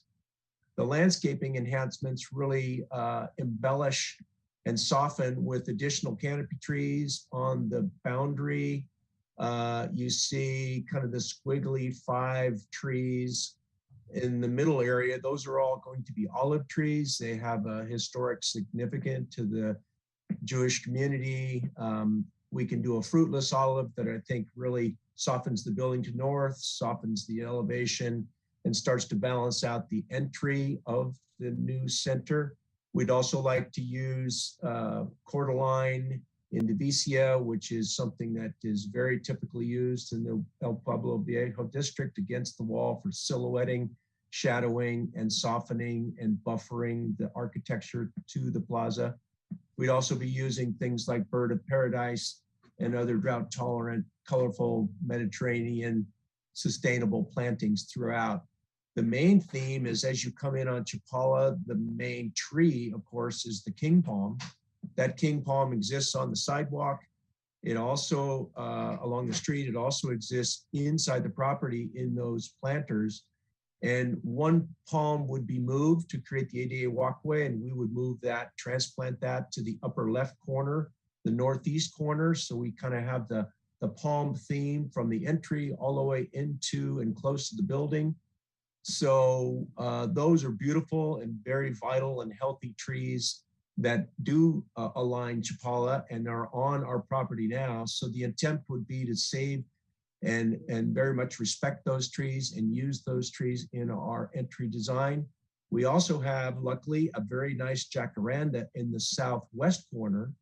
That jacaranda is up against the adjacent Victorian building that softens it and shades our patio or our courtyard. And we'd like to create a little space that's pedestrian friendly with some benches and a little gravel sitting area potentially in there for a little respite in the parking lot to kind of create a more people space from the beginning of the entry experience all the way through to the front door. So as Jan said, we're really trying to make this courtyards experience multifunctional. Certainly it's parking. Certainly it creates a walkway. It also creates an ability to gather and the community to use this space and the center to use this space for the many events that they'd like to hold, both indoor and outdoor. Certainly we all know that the outdoor spaces currently and after our pandemic have been used much more thoroughly than they ever had before. So this space wants to be much more of our outdoor use. And as Jan said, we'll bring back a lot more detail, but I think conceptually we've tried to wrap our arms around a very amazing entry experience to this new facade and the new building and the new image that the community center wants to, the Jewish Community Center wants to present to the Santa Barbara community. So I think that kind of wraps up most of my points. Certainly we're here to answer questions and more specifics as need be.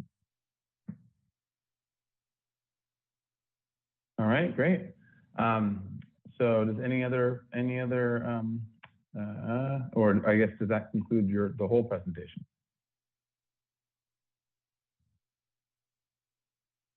For now. All right. So let's go on to public comment. To address Mr. Hockhauser's comment of, while we may follow up at the end of the presentation after there's been questions and then comments, of course, from the commission, I want to make sure that we're clear about, we might follow up with you to make sure you're understanding the comments from the commission, but it is not to be a continued dialogue or discussion. So we have to be careful not that it doesn't go down that route, and more a matter of understanding the comments, and if there was anything missed that you clarified things.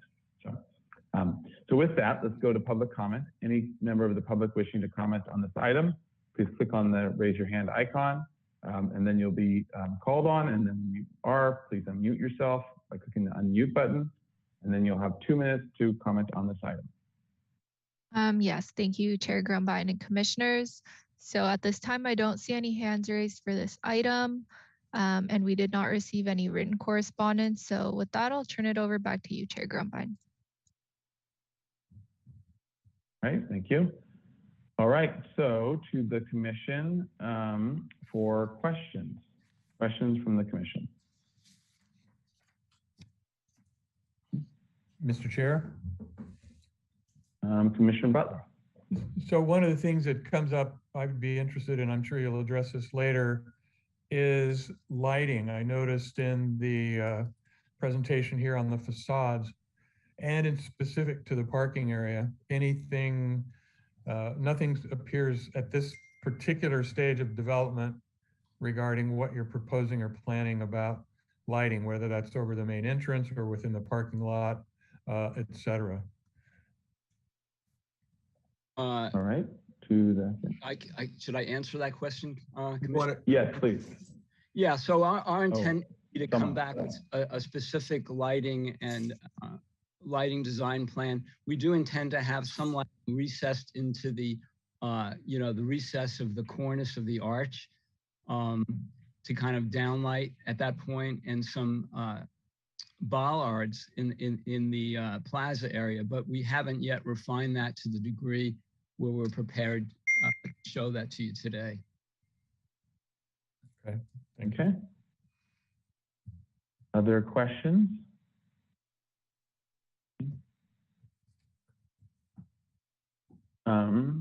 While we're waiting for anyone else, if we can zoom in on this rendering, the upper portion of the arch on the main entry, we can zoom kind of way in, and actually, yeah, and maybe even zoom in more. There we go, perfect.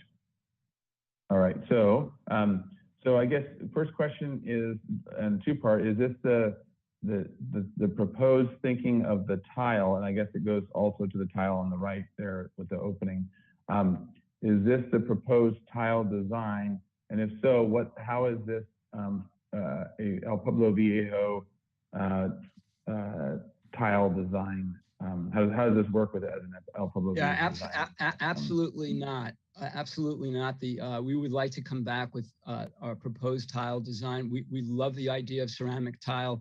We think it's consistent with El Pueblo Viejo, but the actual design here, in my view, is not what we would want to go forward with. Plus, we've been discussing with the building committee at the JCC a program where some of their membership might participate in our artistic tile and ceramics. So we would come back with solutions on that as part of our final design. All right, great, thanks. And then sort of staying on this, because we have it here, can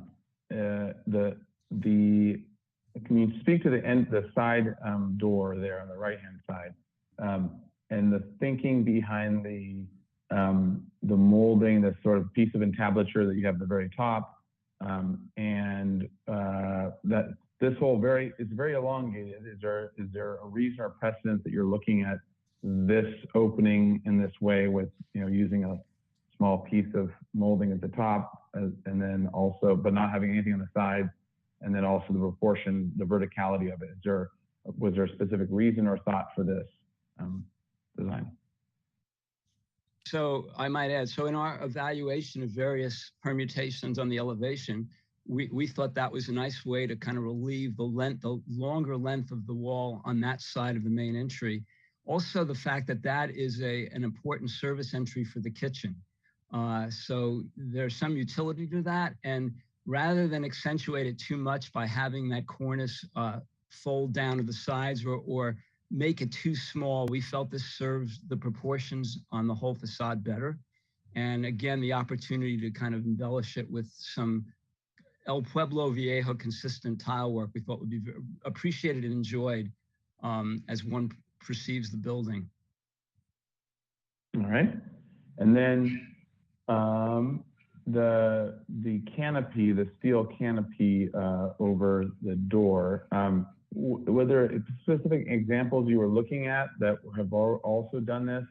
And especially historical, I think you're gonna have a harder time with historical, but there have been things that are that have been approved. But were there things that you were looking at for this, for that move, especially one with bisecting an arch?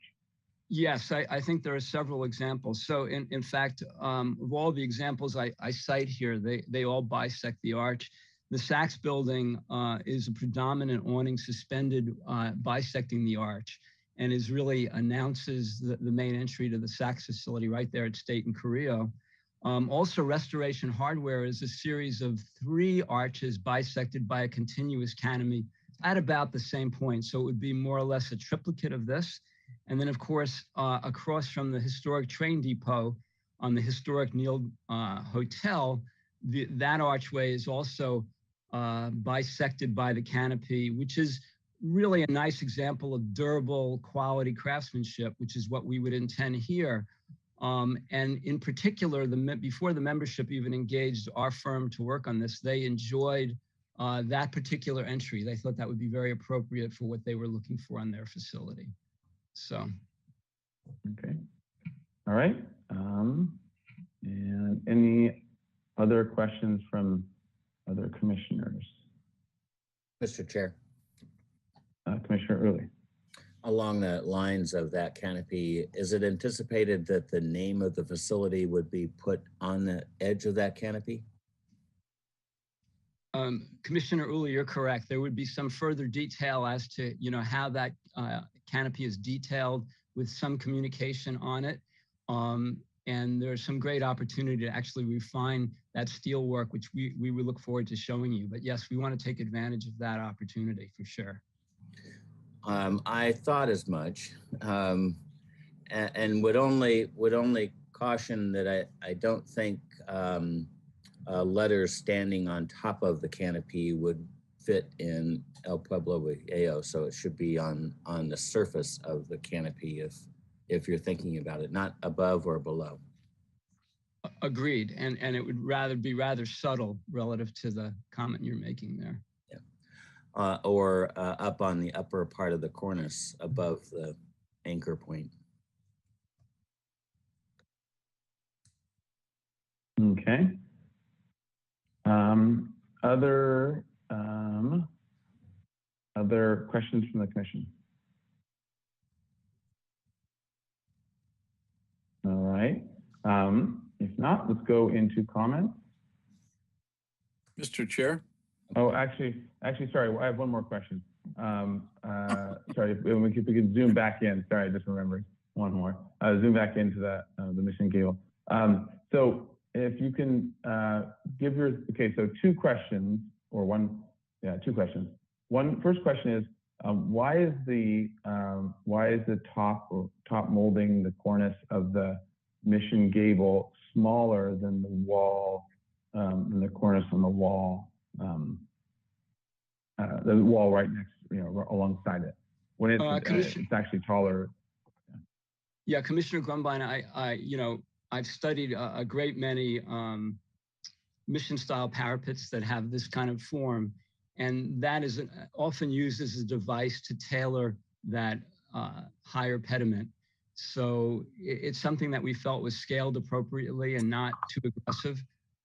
It's not unusual. You see it a lot of times. I can provide many examples. We provided to staff a fairly comprehensive resource files for the various elements that we felt were consistent with what we're proposing to the board. Okay, and do you have those? Because you you didn't go through them in your presentation, right? So, okay, perfect. Excuse me, so why don't we put it? Yeah. Yeah, I didn't think that was necessary. I presume that this board was pretty familiar with a lot of the certainly local examples, but we've gone both locally and to other cities just to kind of explore this and the appropriateness of this for different solutions here. Okay.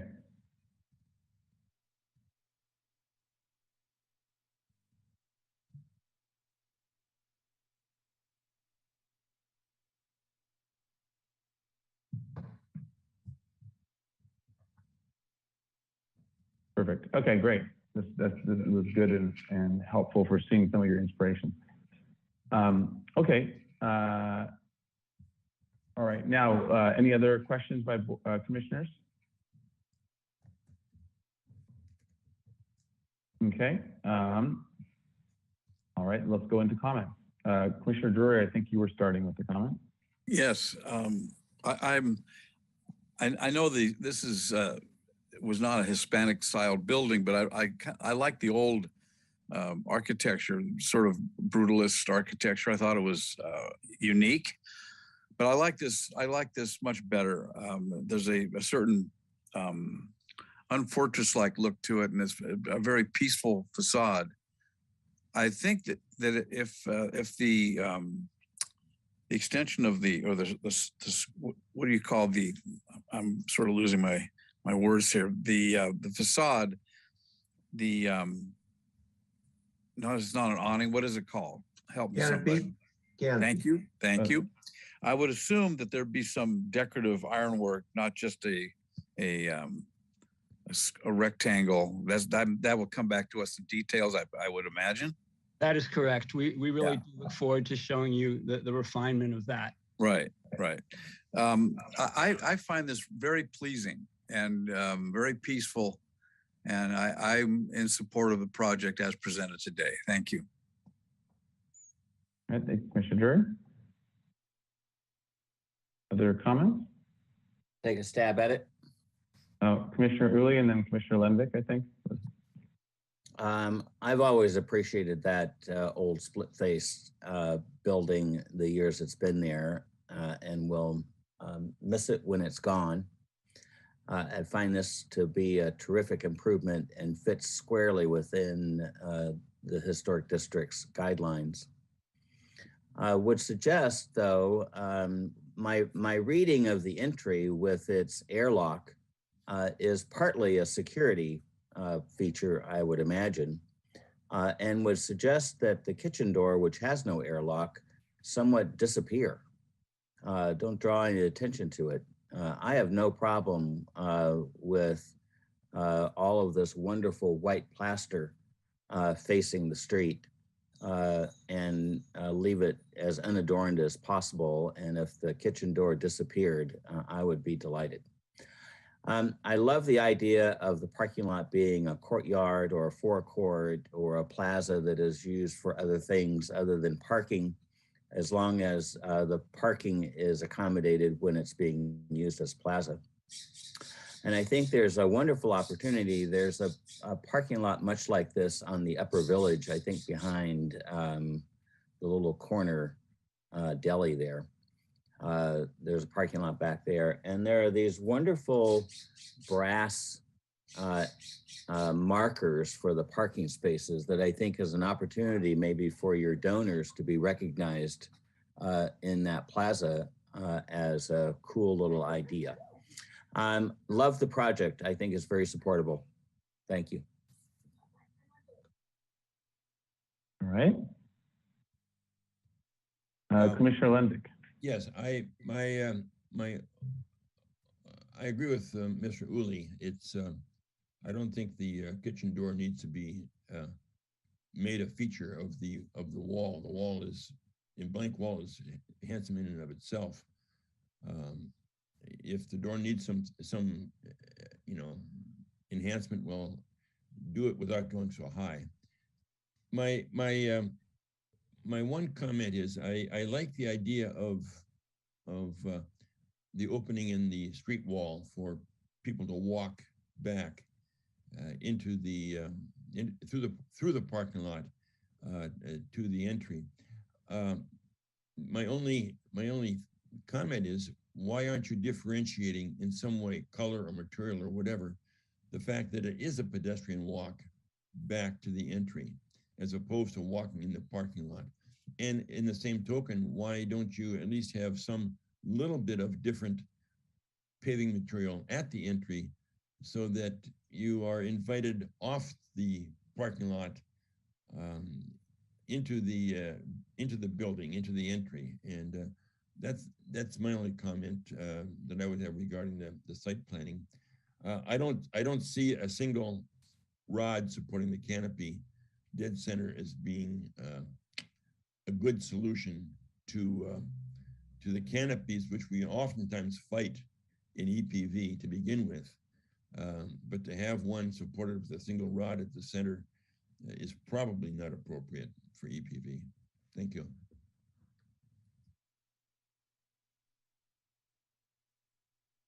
Mr. Chair.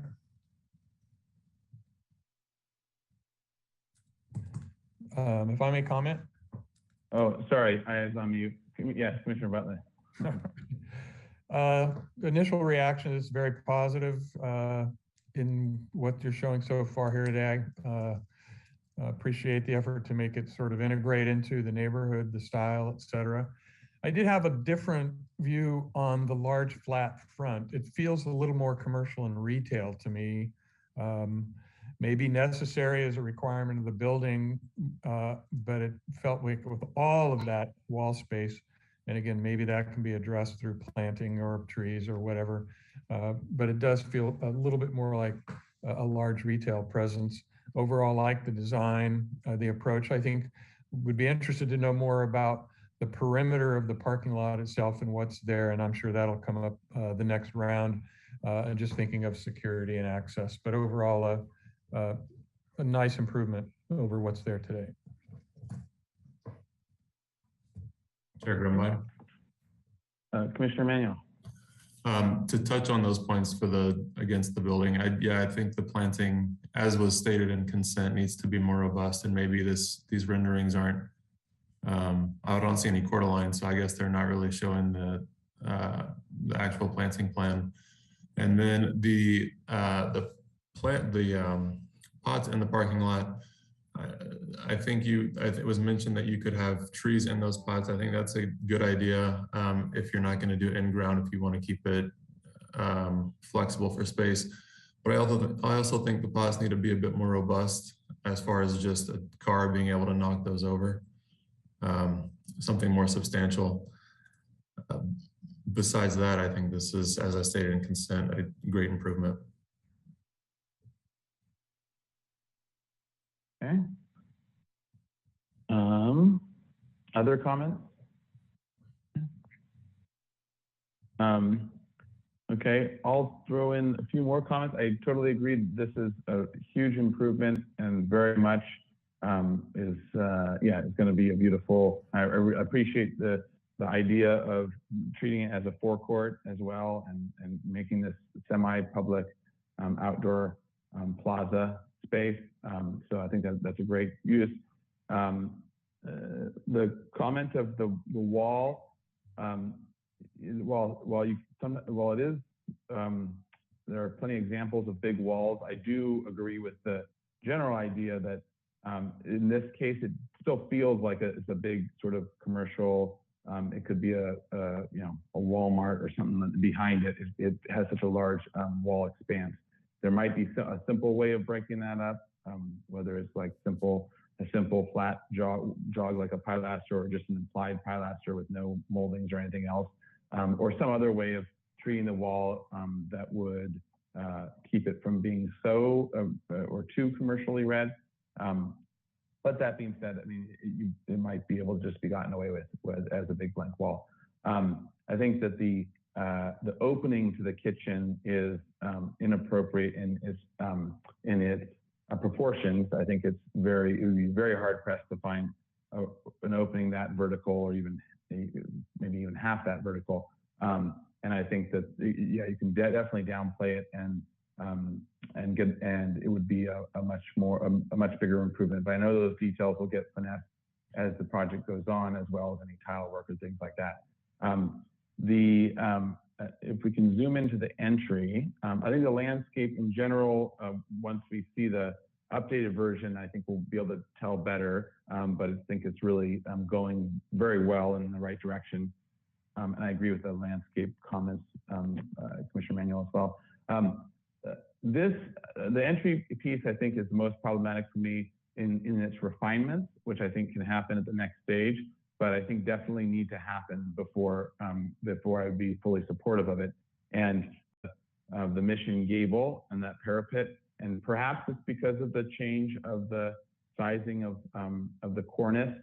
I don't think it's very typical to shift in terms of the size like this.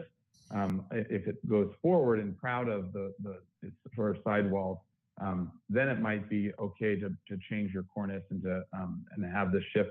But usually there's other details involved with that. So I think the entry element is still not there, but I think it can be refined, and at least it's more in the minor details.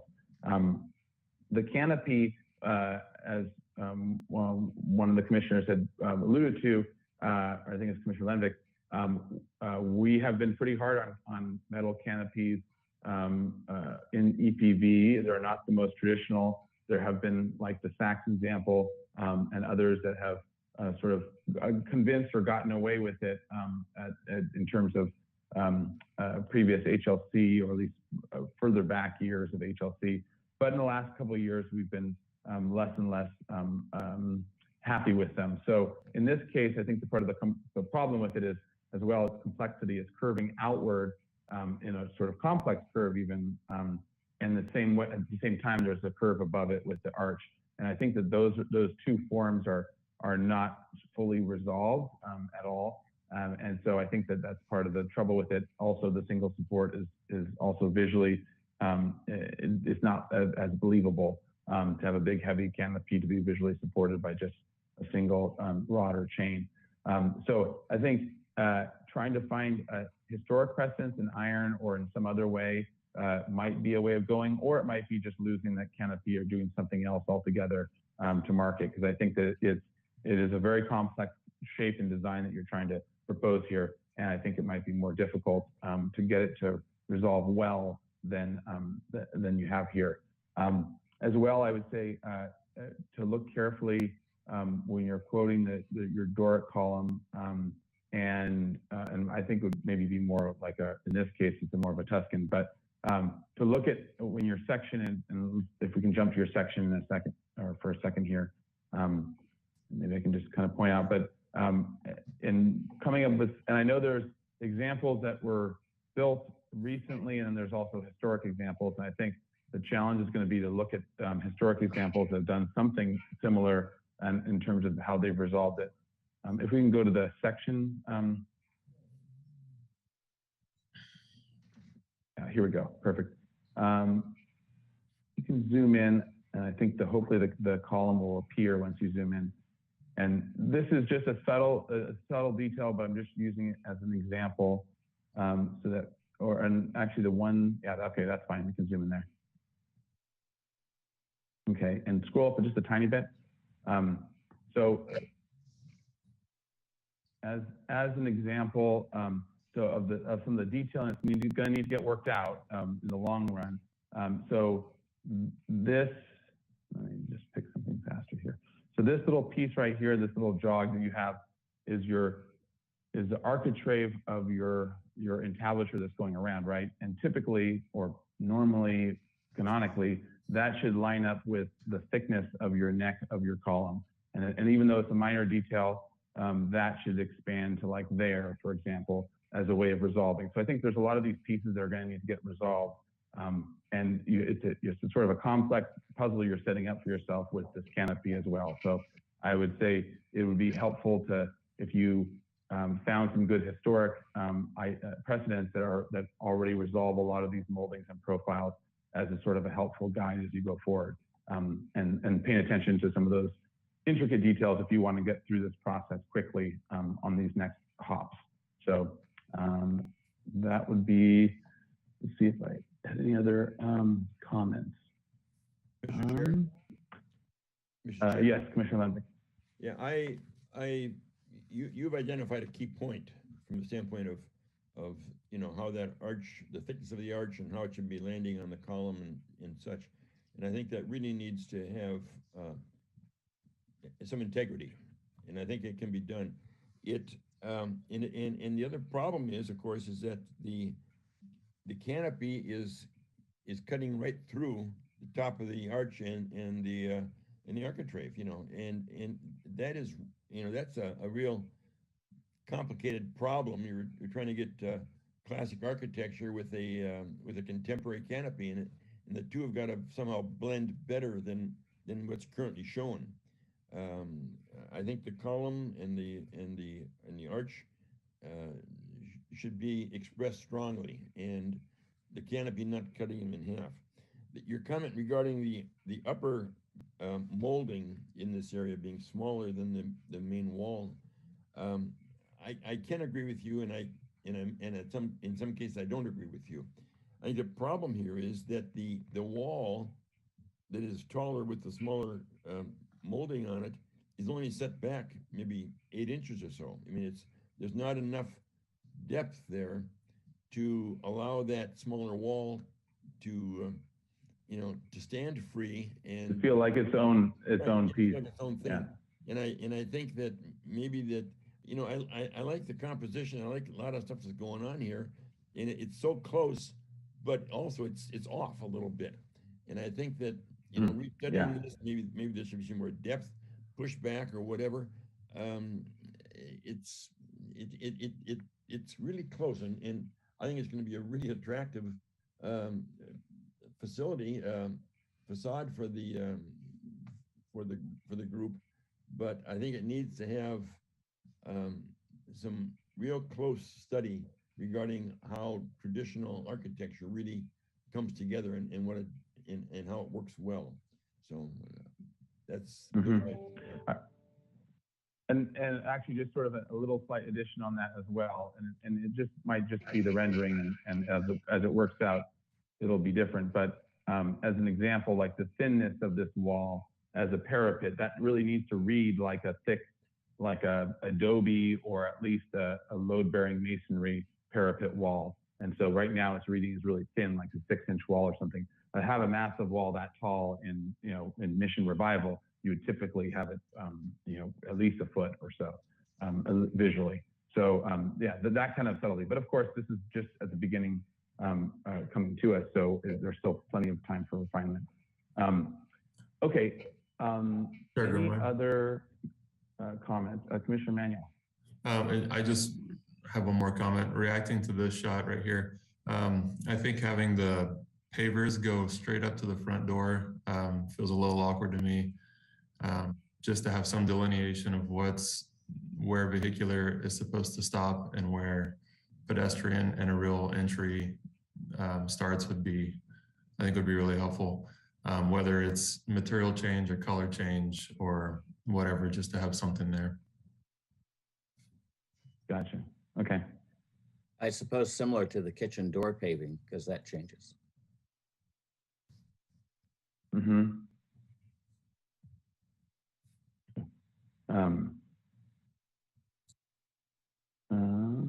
Okay. All right. Okay. So now taking all these comments, and I can try to summarize in a little bit.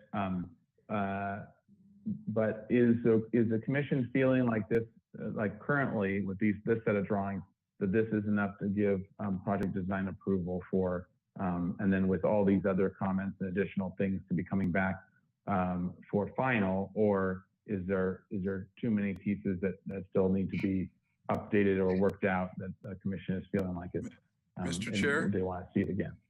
Commissioner Drury? I just want to throw a question in. I know that there's an objection to the kind of the prominence of the auxiliary door to the, what would it be, to the left of the, to the right as you look from the street, kitchen door, but there needs to be something there. And I think it's not just a tree or anything else. There needs to be some sort of an element, I think, to break up that long facade, just as a design, unless you architects are fine with it. But are you saying this wall here? I'm saying the long wall of, if we're looking at it from the street in the bottom rendering, and yeah, it maybe is too much, but there needs to be something on that wall, and not just no, the other wall. That, okay, no, this wall here, way over there.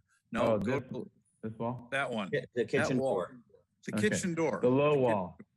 It needs to be, yeah, the kitchen door. There needs to be something to break up that long space, and I think it needs to be somewhat artistic. And there needs to be something there, though. Whether it's, and I think a design element, you could, if you put a piercing in that the other wall on the other side of the canopy, up high, perhaps for shadow purposes, that might be a good way to break up that big space too. But I think that all the comments I've heard, it does have a certain retail look to it, and I think it may be partly because of the space over the canopy being so thin. And that, anyway, I don't want to step on any architect's toes. So, very, very sensitive people. It's okay.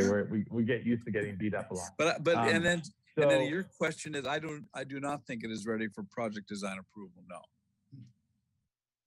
That's what I wanted to put out as a bigger picture question. Now that we've kind of had all these comments, what are the various commissioners' feelings on whether this is ready for design approval, or whether we just want to summarize the comments and have them come back with those? Anyone else want to weigh in, Commissioner Uli? Yeah.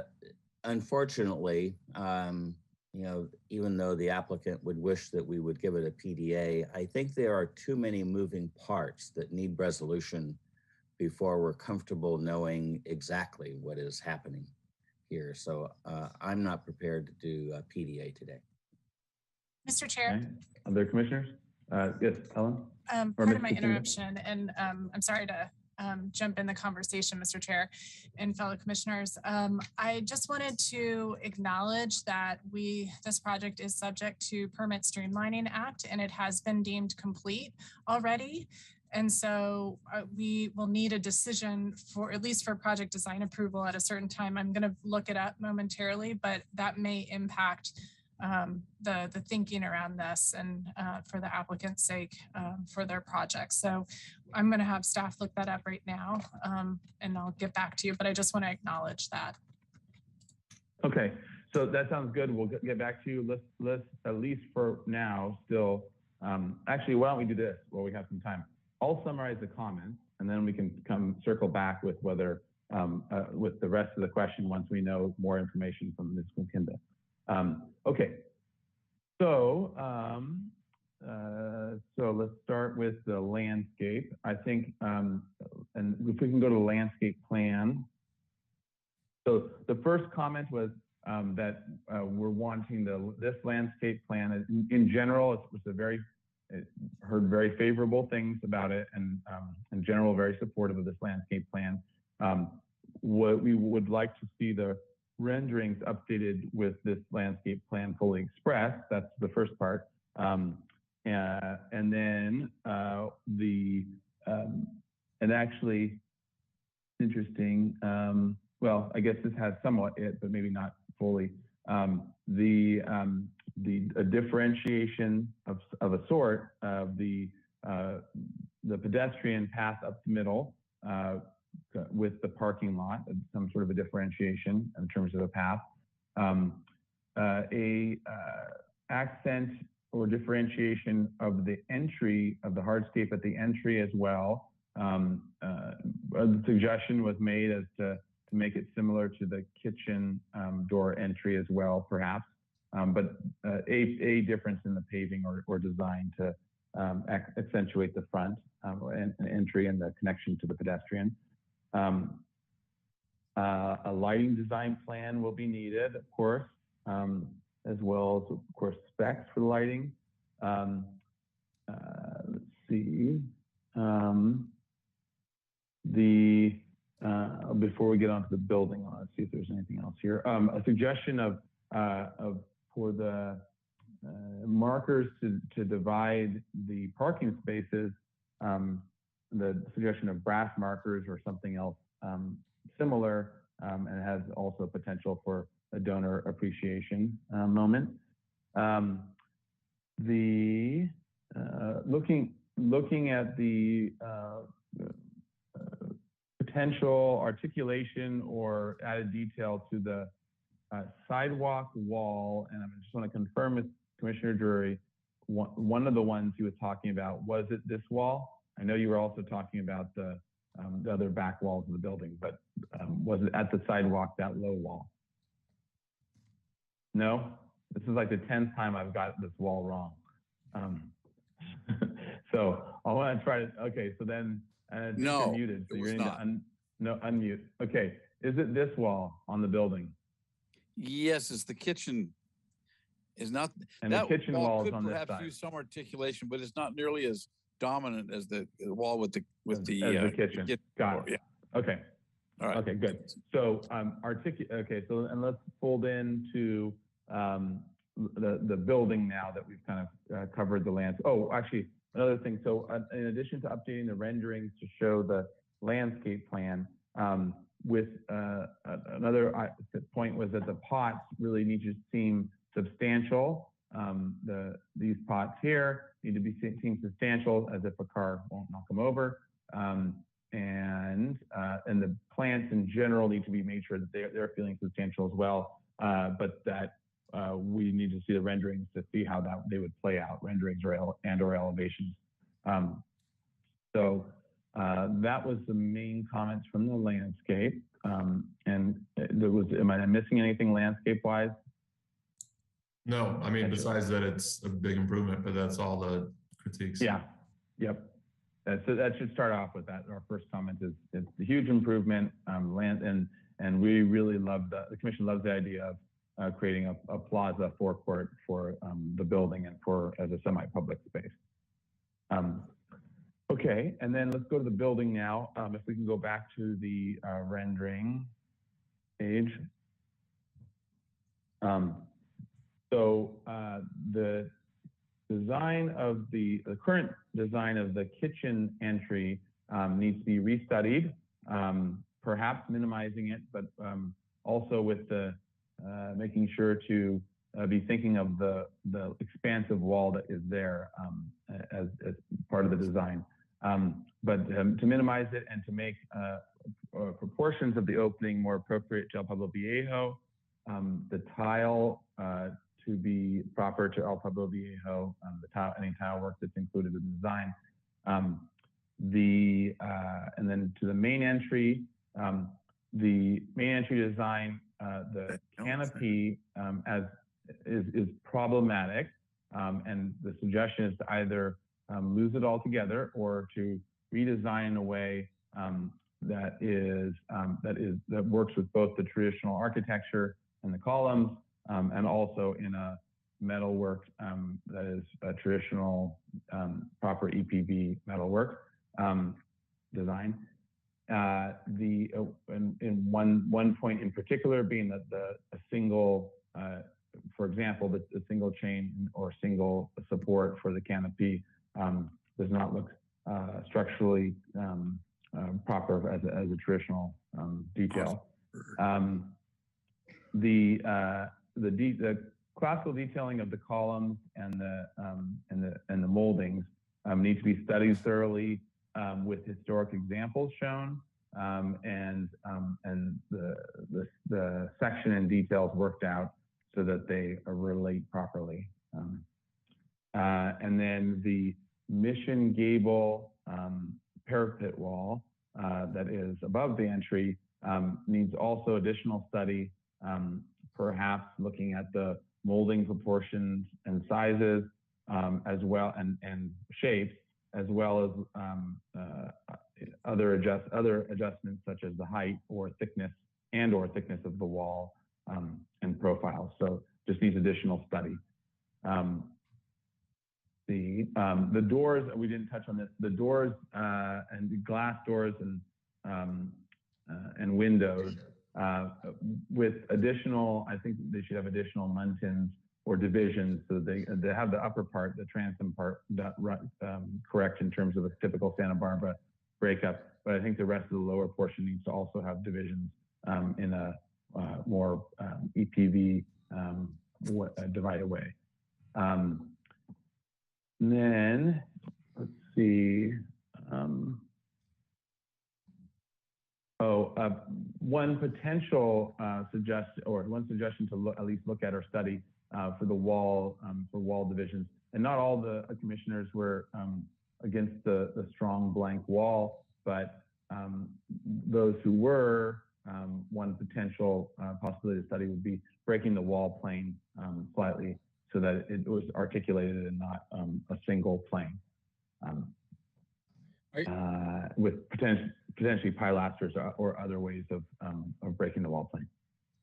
All right, someone raising their hand or wanting to comment? Yeah, Oh wait, hold on. We're gonna finish comments and then I'll give you a chance to ask any questions or get clarification. Ms. Kokinda, did we have any? Yes, I can provide a little more context. Resolution? So the deadline that the commission would need to make a decision is May 9th, but that only in terms of between now and then, there are only 2 HLC meetings. So one is April 13th, that's 2 weeks from now. And then the second is April 27th. So we would need to make sure that this project gets back on for one of those dates. Now, if the applicant was interested in April 13th, we would need to have revised plans by next week. So I just want to put that in context that we'll have to schedule this no matter what, either April 13th or 27th. The applicant can agree to a 90-day extension for that timeline, but it might be in their best interest. They might wish to get on an earlier April agenda regardless. So we're okay for the moment, but you can consider that as part of your motion. Thank you. Okay, great, thank you. All right, so still to the commission. Did I miss anything that you wanted me to make sure to include in those comments? Okay. No. And then, okay, great. And then to the applicant, if you would like to briefly address the commission. Well, I have to say, heard these comments.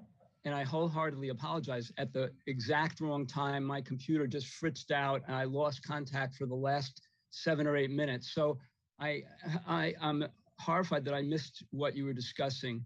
And I'm getting the gist right now. Okay. That in spite of your positive comments initially, you don't feel that this can get PDA so we can go into a confident pursuit of our working drawings. Is that correct? Sure. So I'll give a quick summary of that now on the long comments.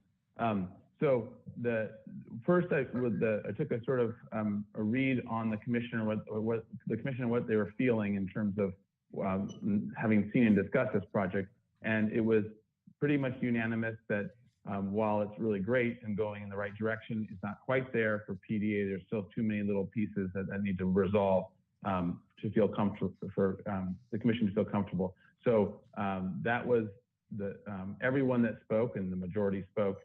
Majority of commissioners spoke. That was their feel on it. So they weren't ready to give it project design approval, but they're seeing it as getting close. But with still some pieces that need to get resolved to the point of being comfortable with it as PDA. So that was what the commission discussed before. Then the summary of the comments was basically the landscape's looking really great. We want to see it in 3D, updated so that we can really see the landscape, full landscape plan. There were a few comments in addition to that: size of pots increasing, potentially sizing of trees increasing, but or some of the things, and wanting to make sure that there's enough size on the plantings. But in general, very positive and with a few tweaks. The architecture side of things, the kitchen door needs restudy to make it more EPV proportionally, and also materials and treatment. What's part of the concern of one of the commissioners, at least, and others probably as well, is that the amount of blank wall space, actually at least three commissioners, was that the large blank wall space it has a retail feel tendency, a big box tendency. So wanting at least studies that looked at breaking that wall in some way, whether that's minor wall jogs, as like a little pilaster or something simple, or some other way of giving relief to the two big wall planes. And so that's what from the wall side. And then for the central piece, it was wanting to get it more, the canopy was one problematic piece identified. And even though they have been done before in EPV, the last couple of years, we've been pretty hard on the metal canopy thing, as it's not the most traditional, certainly not the typical ironwork thing. And so this one canopy in particular is also a complex curve.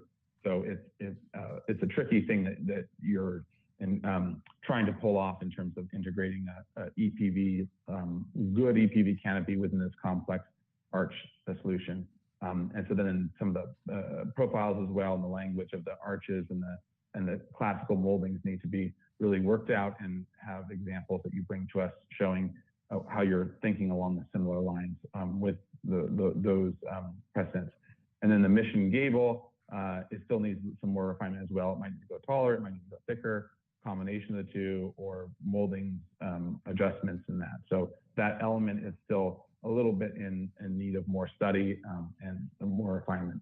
So that's kind of the summary of the comments. And then we just got from Ms. Kukinda that that this is also on that the fast track and needs a decision. And so we have basically 2 meetings, or you also file an extension, up to 90-day extension.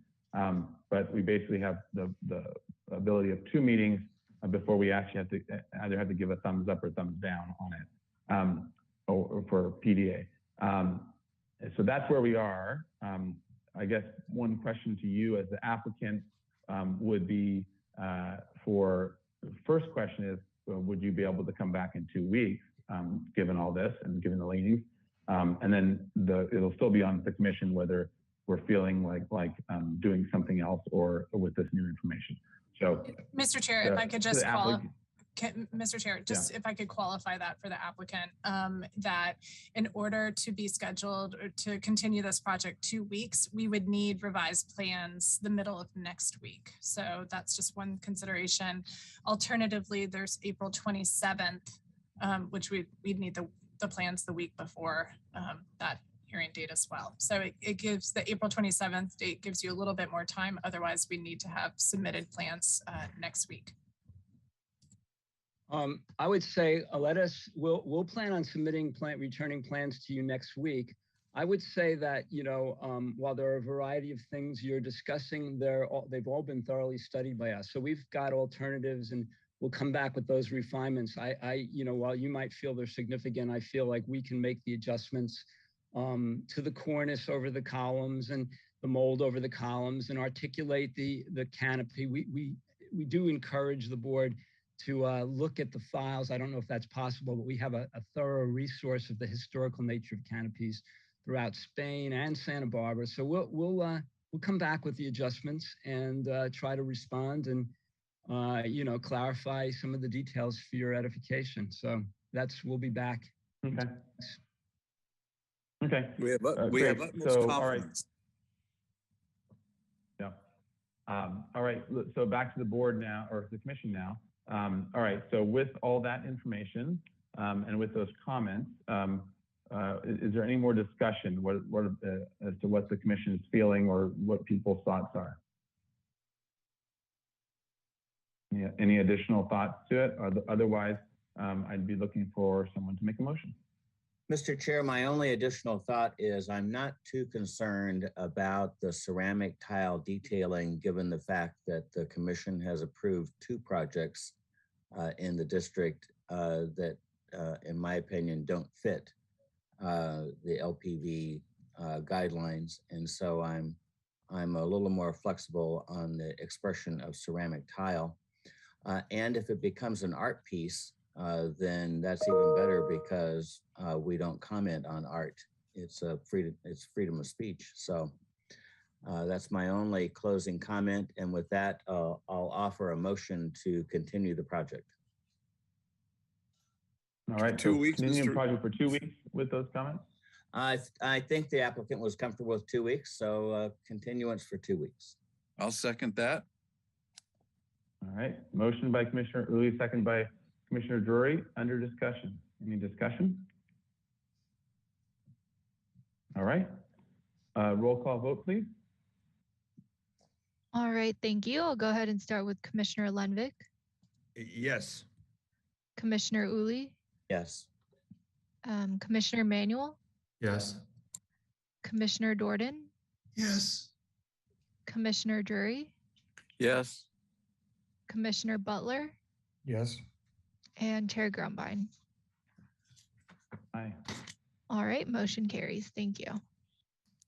All right. Thank you to the applicant and thank you for what will be a very wonderful project. And yes, look forward to seeing the next round. All right. Thank you, everybody. All right. Thank you. All right. So on to item 3. And why don't we take a quick, I know we're behind, but why don't we take a quick 7-minute break, so refreshed and ready to tackle the last item.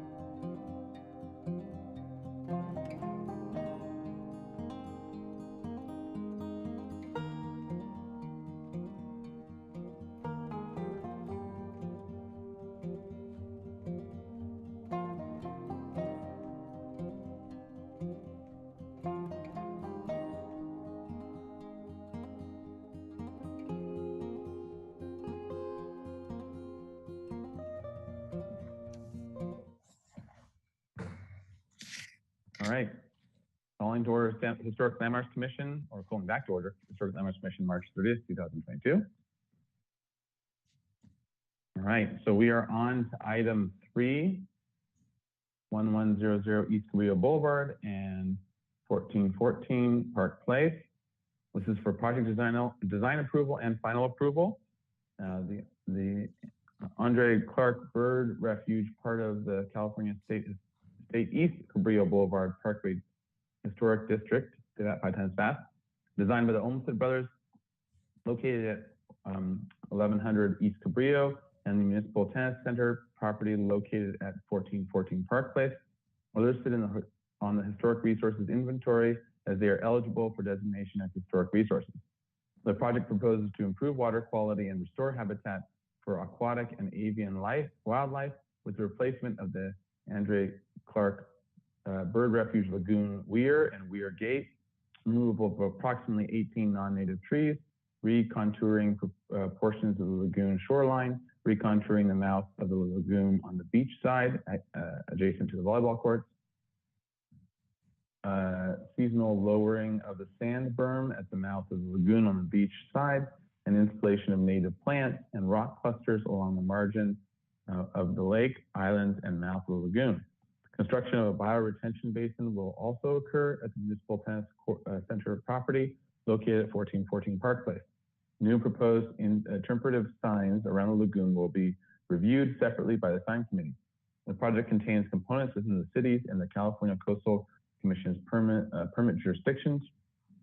On December 17, 2020, the Planning Commission approved the project to proceed to the California Coastal Commission for consolidated coastal development permits, which was approved on August 5th, 2021.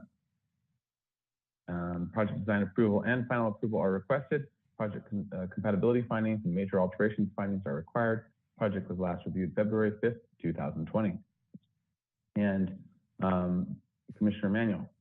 Yeah, I'm sorry. I regretfully have to recuse myself for conflict of interest with the owner. Okay, good thing there's nothing landscape about this. I know, I'm sorry. No, I'm just kidding. Giving you a hard time. All right. Thank you for letting us know.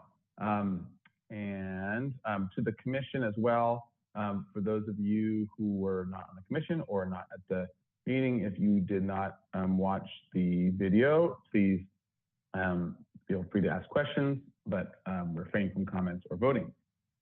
All right. If you can zoom in, let's go to the last meeting minutes or motion. All right, so this was a motion to continue indefinitely to the Planning Commission with the following comments. 1, the commission feels the project will be very good and is ready for project design approval. 2, provide a rendering of the outlet structure from the path view. 3, show the removable handrail from the path view. 4, provide a rendering of the proposed retention basin from main public views and include the stacked boulders. 5, show details of the chain link fence in the northwest corner. 6, provide color and material samples for any above ground built objects and structures. 7, the commission finds the compatibility analysis criteria have been generally met.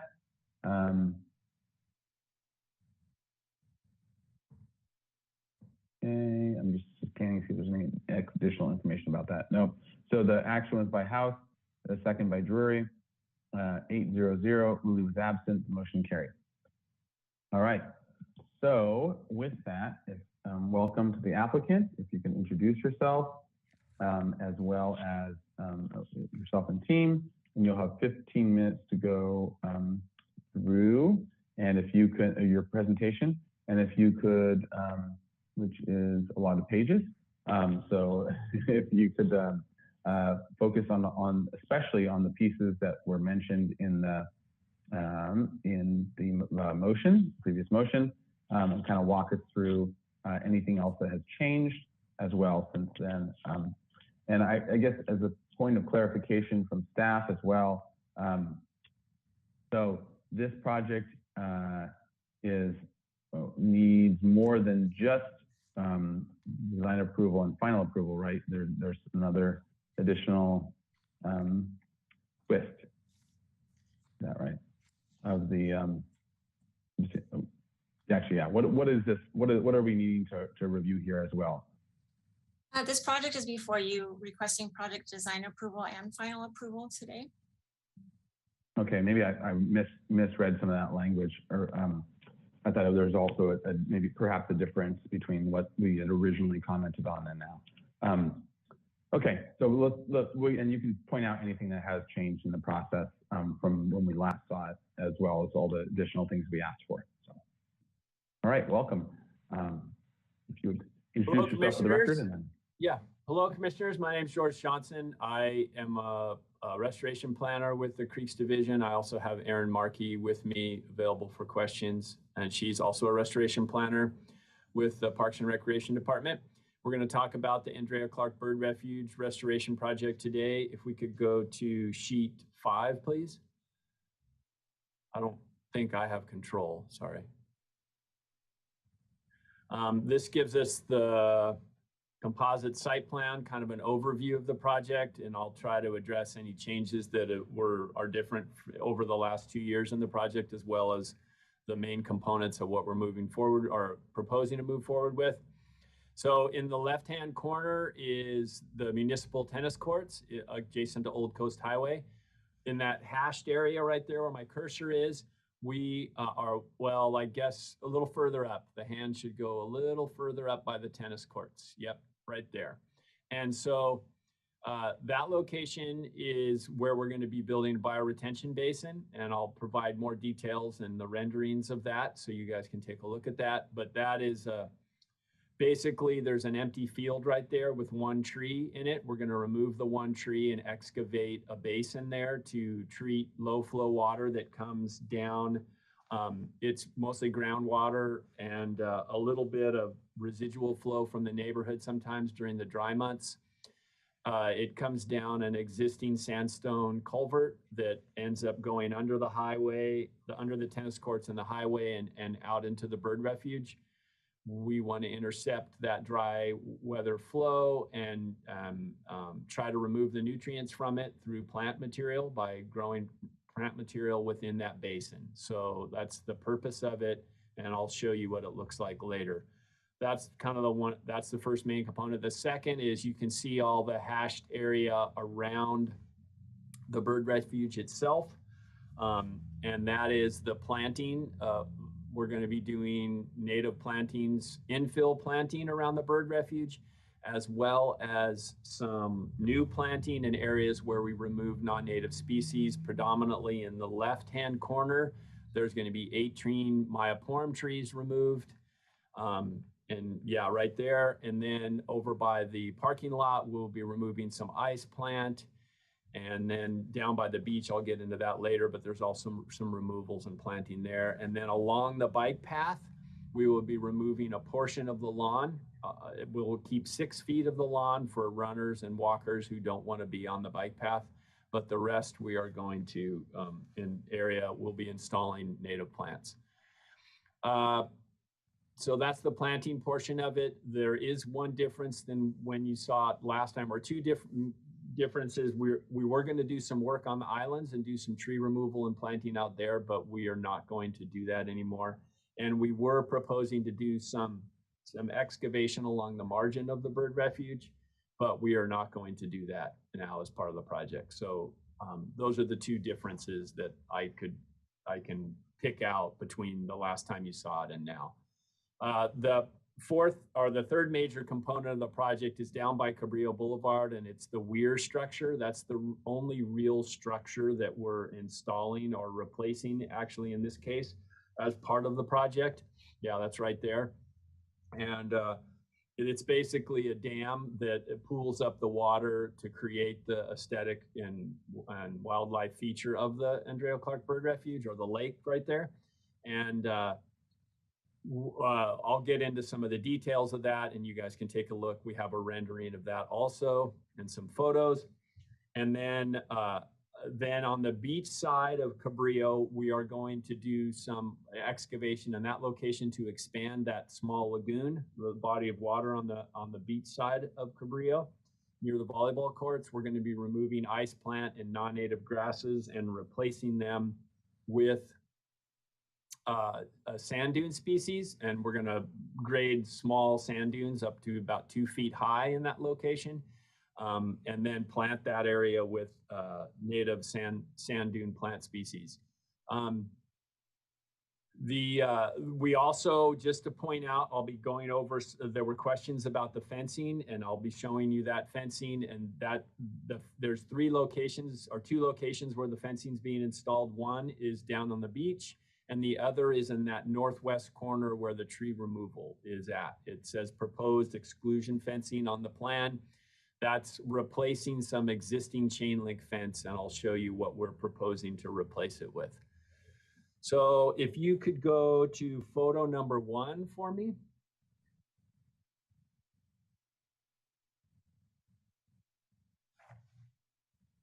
Do you have the PDF page number by any chance? PDF, it should be the first page on the PDF, but sorry, I don't know that for sure, but I think that's it. It's the first photo of, oh, it's a separate document. Sorry, it's not the plan sheets. It's the photos. Sorry, it's the scroll up. It should be the first. Oh, I guess those didn't get loaded, Aaron. Okay, so oh, it's a separate document. Aaron says there's another page of photos. Is there? This is the photos. I can scroll through. No. There was another updated photo document, but it might not be here, George. So maybe the renderings are. Oh, okay, so we'll just have to go to the rendering. Sorry, I was going to show you photos of the existing conditions, but we don't have those right now. So if you could go to the next page, please. I'm going to start with the weir. Just one page down, yeah. There we go. So these are photo renderings of the weir structure. And again, this is the only structure involved in the project. You can see it at the edge of the bird refuge there. You are looking northeast from the bike path at this view. And the structure you're looking at is the top of the weir. The grade is going to be flush with the top of the weir. It's a concrete structure. It has 2 gates on it that are below the viewpoint. They're on the lake side of where you're looking at. So you can't actually see the gates.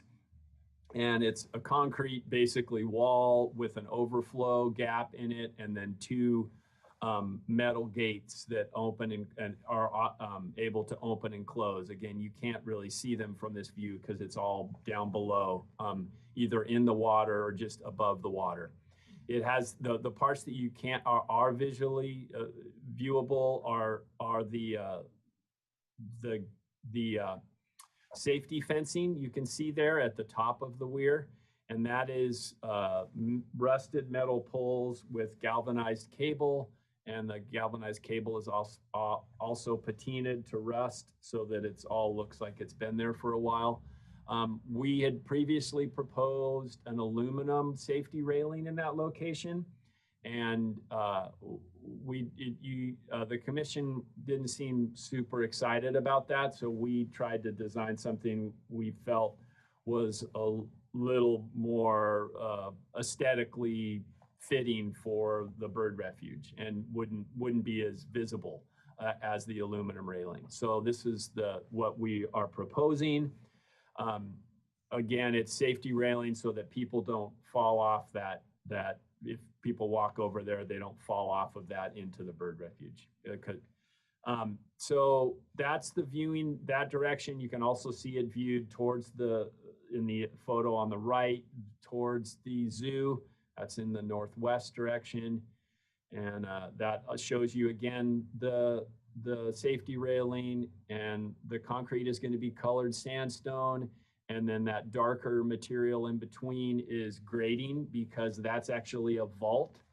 When you're standing on top of that, you'll be able to look down into the vault between the wall that forms the dam and the gates and the pipes that there's a second wall under there where the culverts that go under Cabrillo, there's 5 36-inch culverts that go under Cabrillo.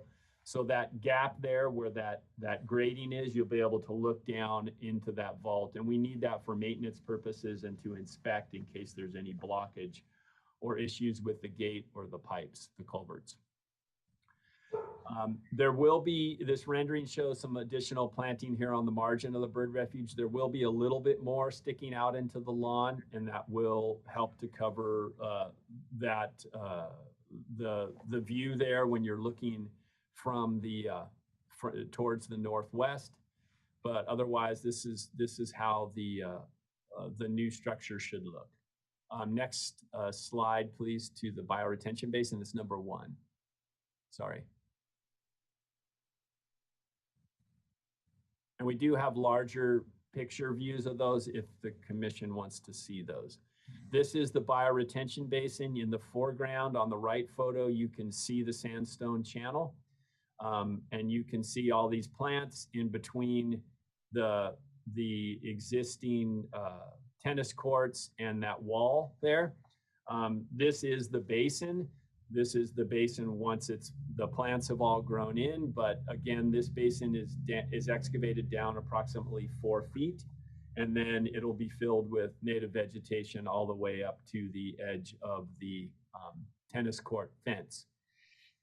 We have another view there from this direction, from the, I guess we're looking west here or southwest from this location. But anyway, this is from the sidewalk towards the southwest, and you can see the planting. You can also see some sandstone boulders. The request from the commission was to show those sandstone boulders. Just to explain, they're 1 to 2 foot boulders that will go from the toe of the bank on the far side against the tennis court to about halfway up the slope. So you can't really see the slope here because of the vegetation. You can see it in the plan set on the cross sections, but basically this basin is 4 feet deep, and you probably won't be able to see these boulders when the plant material is actually grown in, but we just wanted to make sure that you are aware they're there, and you requested to show them, and some of them may pop, may be apparent through some of the vegetation, but most of them will be hidden because, again, they're on the bottom half of that bank. They don't go all the way to the top of the bank in that location, only halfway up. So it'll probably be hard to see them. I think that's it. The inlet and the outlet, you also can't see in the sandstone wall because we're just going to be coring a hole through that sandstone wall and putting a pipe in. Previous to this, we had more of a diversion structure where we were going to take part of the wall down and create a diversion structure. And there were some questions about whether that should have sandstone facade or coloring. Well, we eliminated that portion of it to make it simpler and keep the original sandstone wall. So they're going to core through and put a 12-inch inlet and outlet pipe through that wall. And from this viewpoint, it's too low. It's down at the bottom of the invert of the channel, and you can't really see it from this viewpoint, the pipe. I also wanted to point out in this view 1 that there's a concrete drainage structure here that you can see is new. It looks, yeah, right there. That is existing. That's not something that we installed or are going to modify as part of the project. I just wanted to be clear to the commissioners on that. So that's the renderings for the 2 larger parts of the project that are more construction oriented. And then if we could go next to the safety railing, if we could go to back to the plans, it would be sheet 34. There's 62 sheets in these plans. Sheets, if you guys knew, so there's a lot, so it gets a little hard to. But here it is. You can see the details of this of the railings, the safety railing, and the galvanized cables. It is removable if we have to for maintenance purposes. But it would require a little bit of an effort, but that's part of what we wanted to do, is still be able to remove it if we have to get in there and clean material off of the face of the weir structure. Let's go to some photos. Let's go back to that photo if we could, and go to number 4, please. Yeah. Yeah, one down right there. You can see this here is what it will look like, except it will not have a top rail. The top of it will just be a cable. And this is what was installed at Las Positas at the new bike path. So it's just an example. We felt like it looks pretty good in these type of settings. You can see another photo of a pretty similar thing. It doesn't have the rusting patina, but that's up in Half Moon Bay in a coastal environment where they used it for trail purposes. So that's the type of railing we're going to be using. I just wanted to provide you more detail on that. And then if we could go back to the plan set and go to sheet 62. The commission had requested more detail on that chain link fence, and you can see it here. The height of it is 8 feet. It's replacing a 6-foot chain link fence. It's in the northwest corner. Most of it is up against the railroad. Very little of it is visible from the public. There will be some visible if you go to the very end of the trail there, where there's some viewing platforms to watch the birds. You will be able to see the fencing.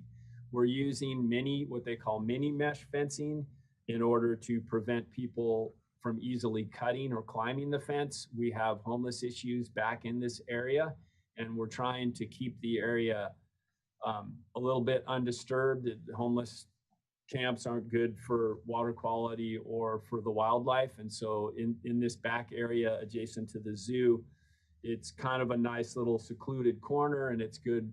That's where we're removing the non-native trees, and we're going to put in more native trees to try to get improve bird nesting at the bird refuge. There's actually not as much as we think there should be or could be. So this is part of the element, is to leave a little undisturbed area back there, and this is to prevent homeless activity. And the other thing we want to point out is we have here listed black coated mini mesh galvanized chain link. We wanted to find out if the commission would be supportive of using just galvanized fencing, because although the black mini mesh is often preferred aesthetically, it has issues associated with it breaks down and then the plastic falls off, and it contributes to microplastic pollution. And us being the Creeks Division, it's something we're working on. It's actually, we find it in our creeks. We're sampling for it now, and it's really not a good thing. So we would like to just use the galvanized fencing without that black plastic coating. It's also harder to recycle once you replace it because of that. Anyway, that's the fencing in the northwest corner. The other two areas of fencing requested for more detail is this wooden post and rope barrier for the beach and the wood lath sand fence for the beach. Both of these are being proposed to discourage access into the dune planting area. Dunes are very sensitive to any kind of trampling or walking, and so we want to avoid having a lot of public use in those areas. There's going to be plenty of trails to view the sand dune area and to access the beach, but right where we're actually doing the planting, we want to discourage access of pets and people so that we can actually establish the sand dune plants. And that's, you're probably familiar with these things. I've got photos. If you could go back to the photos, I think it's photo number 3, page 3. Up some, up one more, I think. There we go. So this is the rope fencing. This is an example of that with 8-inch posts and thick rope. And then the lath fencing is down at the bottom. The coloring is just natural wood. We're not going to stain it or anything and just let it weather. And then the wood posts are not going to be squares in the photo. They're going to be round and a little larger, 4-inch. I think the things you see in the photo are 2-inch to support the lath fencing. But that just gives you an idea what it looks like. And I think that's all of the comments that were provided back in 2020. And I'm available for any questions or clarifications on any of this, any of the project or any of the components. Great. Thank you. Does that complete your presentation? Yep. All right, thank you. All right, so now let's go to public comment. Any member of the public wishing to comment on this item, please click on the raise your hand icon. And then you'll be asked to unmute yourself and then click on the unmute button. And you'll have 2 minutes to speak on this topic. Yes, thank you, Chair Grumbine and Commissioners. So at this time, I don't see any hands raised for this project. And we did receive written correspondence from Paulina Khan. So with that, I'll turn it over back to you, Chair Grumbine. All right, so to the commission now for questions. Mr. Chair? Commissioner Drury. Yes, Mr. Johnson, this came before us quite some time ago, and my impression is still that it's really to help reinvigorate the bird refuge, clean it up by natural means. Is that correct? Yeah, so I didn't want to spend too much time on this, but the real purpose of the new gates and the bioretention basin is to reduce the amount of nutrients in the bird refuge. Right now, many of you might be familiar, we have odor events, and what you might not know is that a lot of that is related to what we think is too much nutrient material in the bird refuge. It just doesn't drain very often. It only drains currently during large rain events. And so the ability to drain the bird refuge during the rainy season and to remove some of the nutrients coming into the bird refuge before it gets in there. So we hope to flush those nutrients out and then get cleaner, clearer water in during the same storm event. And that way we'll have better water quality, and it'll be better for the birds, and it will hopefully reduce the odor events. So that's the main purpose of the project. Sorry, I apologize for not. No. I wanted, yeah. No, that's okay. I just wanted to refresh my memory. Thank you very much. Okay. All right, thank you. Other questions? I'll have a quick question. Where again is the different fencing conditions that you called out? If you can just kind of walk through them now that you kind of went through the details. The black chain link fence. The black chain link fencing is in the northwest corner where it says proposed exclusionary fencing. So it runs along the back of the railroad and then down along, you see that little weird shaped thing in the water, square, just to your right, it's closer to the island. Right, yeah, you're almost there, a little further up. Right there is what is depicted as the platforms, and those are where people can go out and walk onto that little platform and view the birds. And so the fencing will run along the edge there in that revegetated area, and then over to the railroad and along the railroad. Gotcha. So it's like here. No, it won't go on the water's edge. No, it'll just go along the railroad and then over to your right a little bit more, and then down by that viewing platform. And it kind of squiggles there. Yep, and up a little higher, yeah. But that general area there, yeah. Gotcha. Okay, and then so the exclusionary, the lath fencing will be down by the beach. And so it will be along the edge of these areas. There's kind of on the left by the volleyball courts, there's 3 separate fenced areas because there's trails to the volleyball courts in between.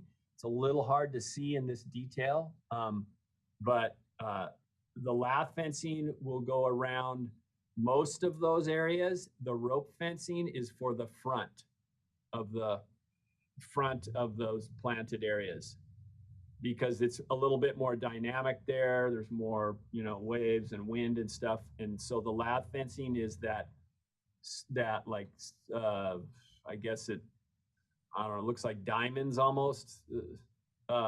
If you look, yeah, there you go. You can see the differences so most of it is lath fencing, and those gaps in between are the trails out to there. And then over here, the lath fencing on the right side goes all the way around out until the beach, and then that's where the rope fencing is located. Gotcha. Okay, perfect. Thank you. All right. Other questions? You're muted, Commissioners? Commissioner Jordan. Mr. Chair, I have some questions. Oh, yeah. Yeah. Let's go back to the northwest corner, the exclusionary zone. There is fencing there now that establishes an exclusion zone. Will the projected fence match the current position of that? In other words, will that exclusionary zone grow or shrink in size?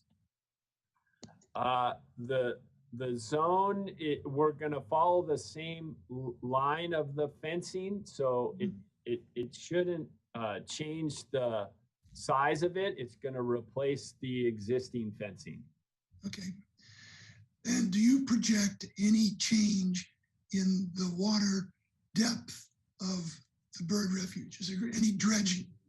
No, we are not dredging the bird refuge. Nope, it will not change the depth of it. It will be able to flush you'll be able to not necessarily flush, but drain the whole bird refuge. Right now, the way that weir is designed, the water doesn't all drain out of it. So it will allow all the water to drain out, but it's not going to change the depth. Another question regarding the boundaries at the north, I guess it would be the northeast part. Do I understand it correctly that Los Patos Way, currently there's an exit there from 101. I believe that's scheduled to be closed at some point. Am I correct? Yes, that's a separate Caltrans project. But so yes, that's not connected to this. It's not part of what you guys are doing. No, that's being done by Caltrans. In terms of removing plant materials at various areas around the refuge, the corner of Los Patos Way and Cabrillo, literally at that corner, there's some very thick vegetation. There's some tall eucalyptus trees. Is that an area that is scheduled to be at all thinned out? No, that actually is one of the areas where we find more birds nesting in that location. Right. So we aren't going to be touching any of the trees in that location. It's just the lawn. If there's any grass, we will be removing that. And then closer to the parking lot, there's a empty field of just ice plant. And so we're going to be removing that and putting in some natives. Yeah, that corner at Cabrillo is very good for warblers. Yep. Yeah, moving along to the south side of the refuge, and you're talking about taking some plant material out and replacing it with native planting and reducing the width of the green lawn. Yeah. Do you have in mind, looking at the plant materials that you will be putting in, what the projected height of the landscaping along that southern edge would be? That is, would it's liable to grow tall enough to obscure views of the lagoon from the pedestrian walkways? So the type of plants we put in, we were shooting for plant heights between 3 and 4 feet. They might get a little bit taller than that, but not much. So that's what we're proposing to put in that location. And then down at the weir on the refuge side of Cabrillo is quite a dense thicket. There's some down trees and stuff. How much clearing out of material around the weir do you anticipate? So around the weir itself, there is a big palm tree on the left. Mm-hmm. It's a Canary Island palm. Mm-hmm. And that we will definitely have to trim that to do the work, but we're trying to avoid having to remove that palm tree. Okay. Otherwise, there's not really any vegetation except the grass in front of it that will be removed as part of the replacement. Okay. And we're not doing, it shows some hashed area of planting over here. We've actually taken that out. That should have been taken out of the plans, but we're not doing anything adjacent to the zoo there. That's kind of a wild area over there, and it's hard to access. And at first we thought we would do some supplemental planning, but we figured just to leave it well enough alone at this point. Okay. And my last question has to do with public input. And have, for example, you reached out to the Santa Barbara Audubon Society for their review or input or comment? Yeah, we did work with them extensively, and they've looked at this project a lot and commented on it. And I can't speak for them, but at this point, they didn't have any, there was no opposition to the project from them. And would there be any change in the number of parking spots? No. Okay. There's currently, I think, 14, and that's what will remain. We're not doing any modifications to the parking lot. Thank you. Right. Any other questions? Commissioner Uy. Thank you. At the Weir, there is a safety fence that you described as a rusty element to simulate age and to keep people from wandering over the weir and somehow falling over the edge. Yes. Had you considered using a landscape buffer instead of a fence? Just simply extending the landscaping that you're going to do and bring it in front of the weir. Well, we did think about that, but we do need vehicle access sometimes to back up to the weir there, and so we need to keep that lawn in front of the weir right there, because in order to sometimes plant material gets caught up on the face of that weir, and we need to remove it and load it into trucks. So it's really hard for it. We kind of have to keep that area open in front of the weir. So extending the planting across there wasn't really a viable way. And we would still need some kind of trail to get in there and open the gates and unopen them. And so, I mean, unopen, close them. And so we figured that that people could still have access, and the city has to be especially careful about liability. So that's why we are installing that fencing. I totally understand. And so are you contemplating some kind of drivable surface that heavy vehicles or other kind of maintenance vehicles can drive over the grass, or you're just going to replace the grass or maintain the grass after you've driven on it? Yeah, the grass is pretty hardy there. It's pretty hardy species, and it's not like it's every day. It's not continual traffic. It's very episodic. So it might be 3 or 4 times a year at the most that we have to do it. And the trucks we typically use are just pickup trucks. They're not really big, heavy trucks. So we don't anticipate that. If we do damage it, it's not a big deal for us to go in and repair it. But it's not something we see, like every day we're going to be there where we would start tracking it and killing all the grass. Very well. Thank you. All right. Other questions? Oh, and just a matter of record, Mr. Chair, I did watch the very thrilling footage of the prior. Did it take you 6 or 7 cups of coffee to get through it? I dropped coffee. It was something else I was drinking. Better than we had. Okay, other questions?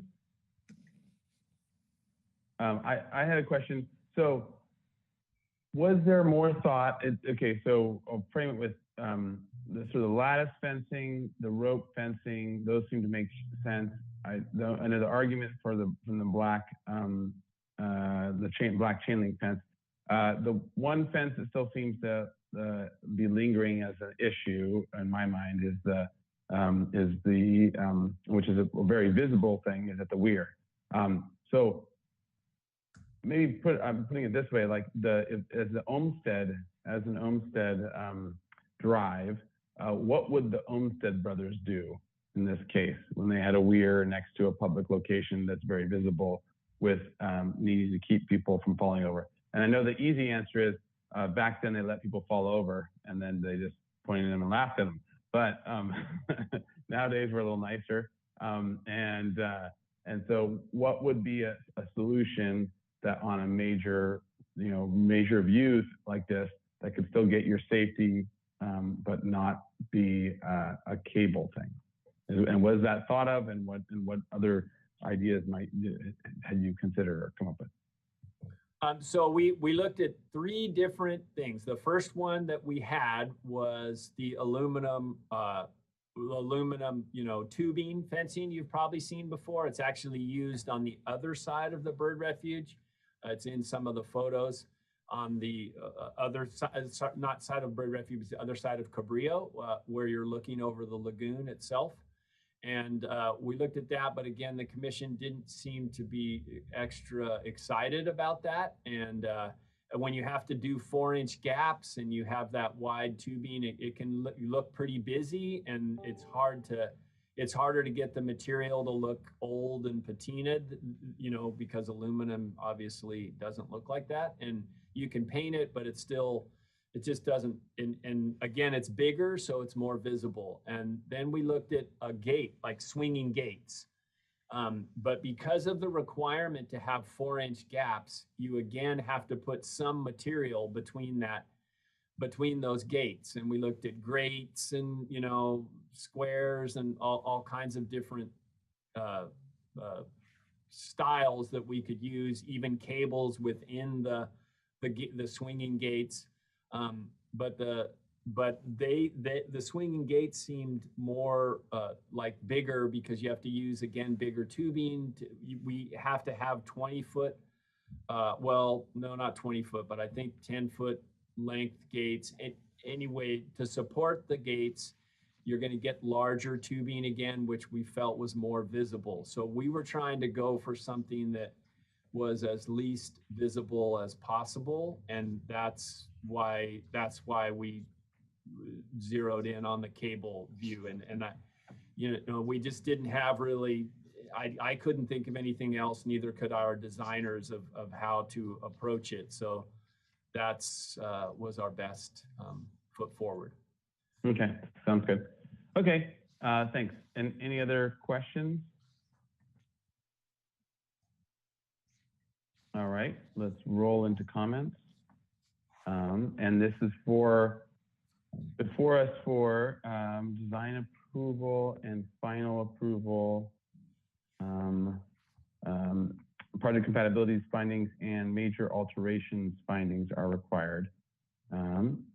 So Chair, if I could interrupt and just clarify one thing. It seemed like there was a little confusion over the previous approvals of the project. I think actually the date in the report was a little wrong. It went to PC in December 17th of 2020, and the environmental document and the project was approved to go to the California Coastal Commission.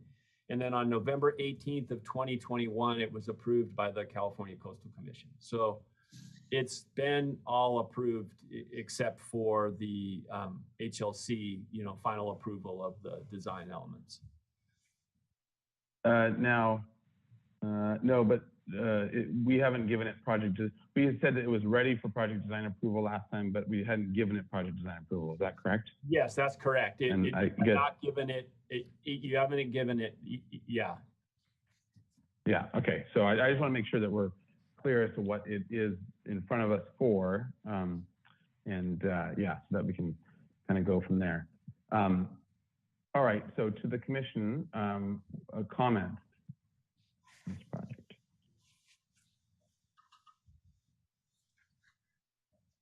All at once.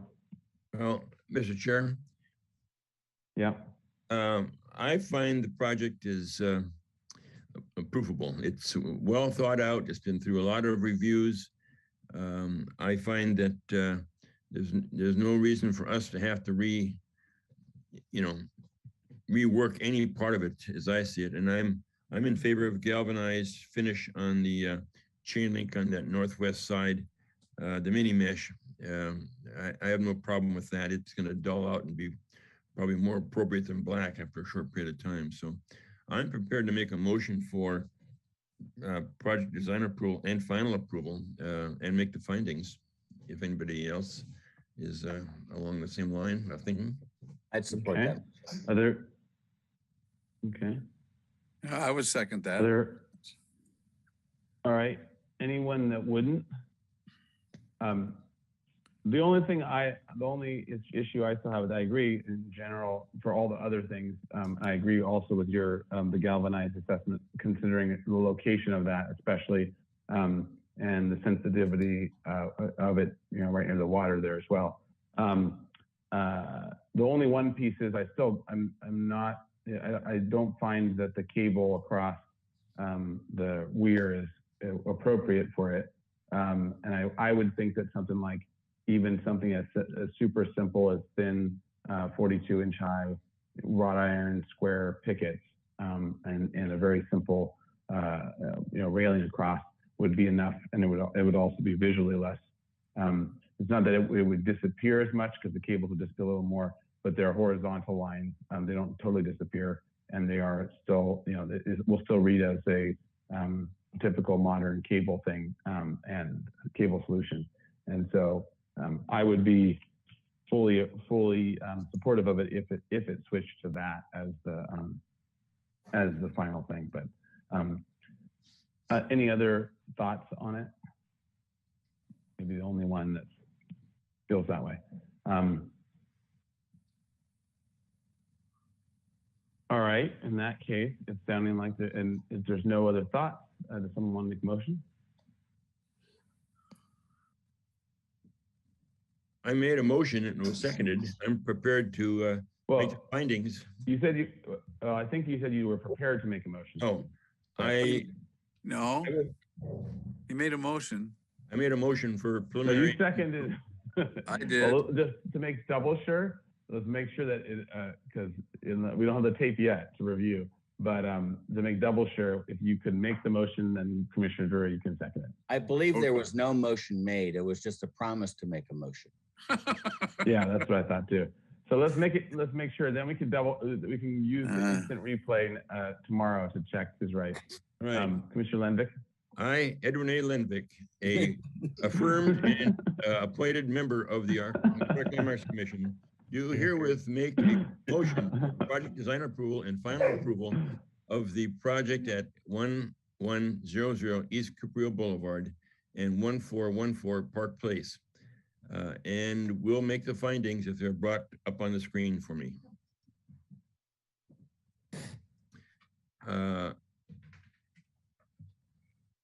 I believe that the project is consistent with design guidelines for the area of the city that the work is being done in. I believe that the work is compatible with the character of the neighborhood. I believe that mass scale bulk height is not applicable in this finding. Continue. I don't. I don't know if there's any landmarks other than the Clark or the estate across the street. But it's the well, it itself is the historic you're right. The bird refuge is a landmark, so it's sensitive to the status of the existing landmark. Public views of the ocean and mountains are not being obstructed in any way, and use of the open space and landscaping that is provided and is existing is appropriate. All right, Commissioner Drury? I second that motion. Oh, wait. Sorry. I jumped in. No, there's more findings. Go ahead. There's more. The major alteration to historic structure findings, one, the alterations are being made to preserve and enhance the landmark, and the exterior alterations are consistent with the Secretary of Interior standards. Second. All right. We have a motion by Commissioner Lenvick, a second by Commissioner Drury. Under discussion. Any discussion? All right. Can we have a roll call vote, please? All right, thank you. I'll go ahead and start with Commissioner Uli. Yes. Commissioner Jordan. Yes. Commissioner Drury, Yes. Commissioner Butler, Yes. Commissioner Lundvik, Yes. and Chair Grumbine. No. All right, thank you. The motion carries. All right. And then for the record, I would have been 100% for it, but I can't support it because of the cable rail. All right. And that, I think, this decision is appealable to City Council within 10 days. And I think, congratulations to the applicant on a long process and getting through it. Thank you. So with that, I think that's it. And I think that we're going to adjourn unless there's anything else we need to cover. Yes, Mr. Chair, are we meeting in person in mid-April? Yes, we are. The next meeting is in person. That's a good point. Yes. By that so time, it'll I be good probably to see you will have all. you know. And Put your pizza order in early. Sure. It'll be nice to right. see everybody in person. Yes, it will. It will. It will. All right. All right. So until then, we'll see you all in 2 weeks. All right.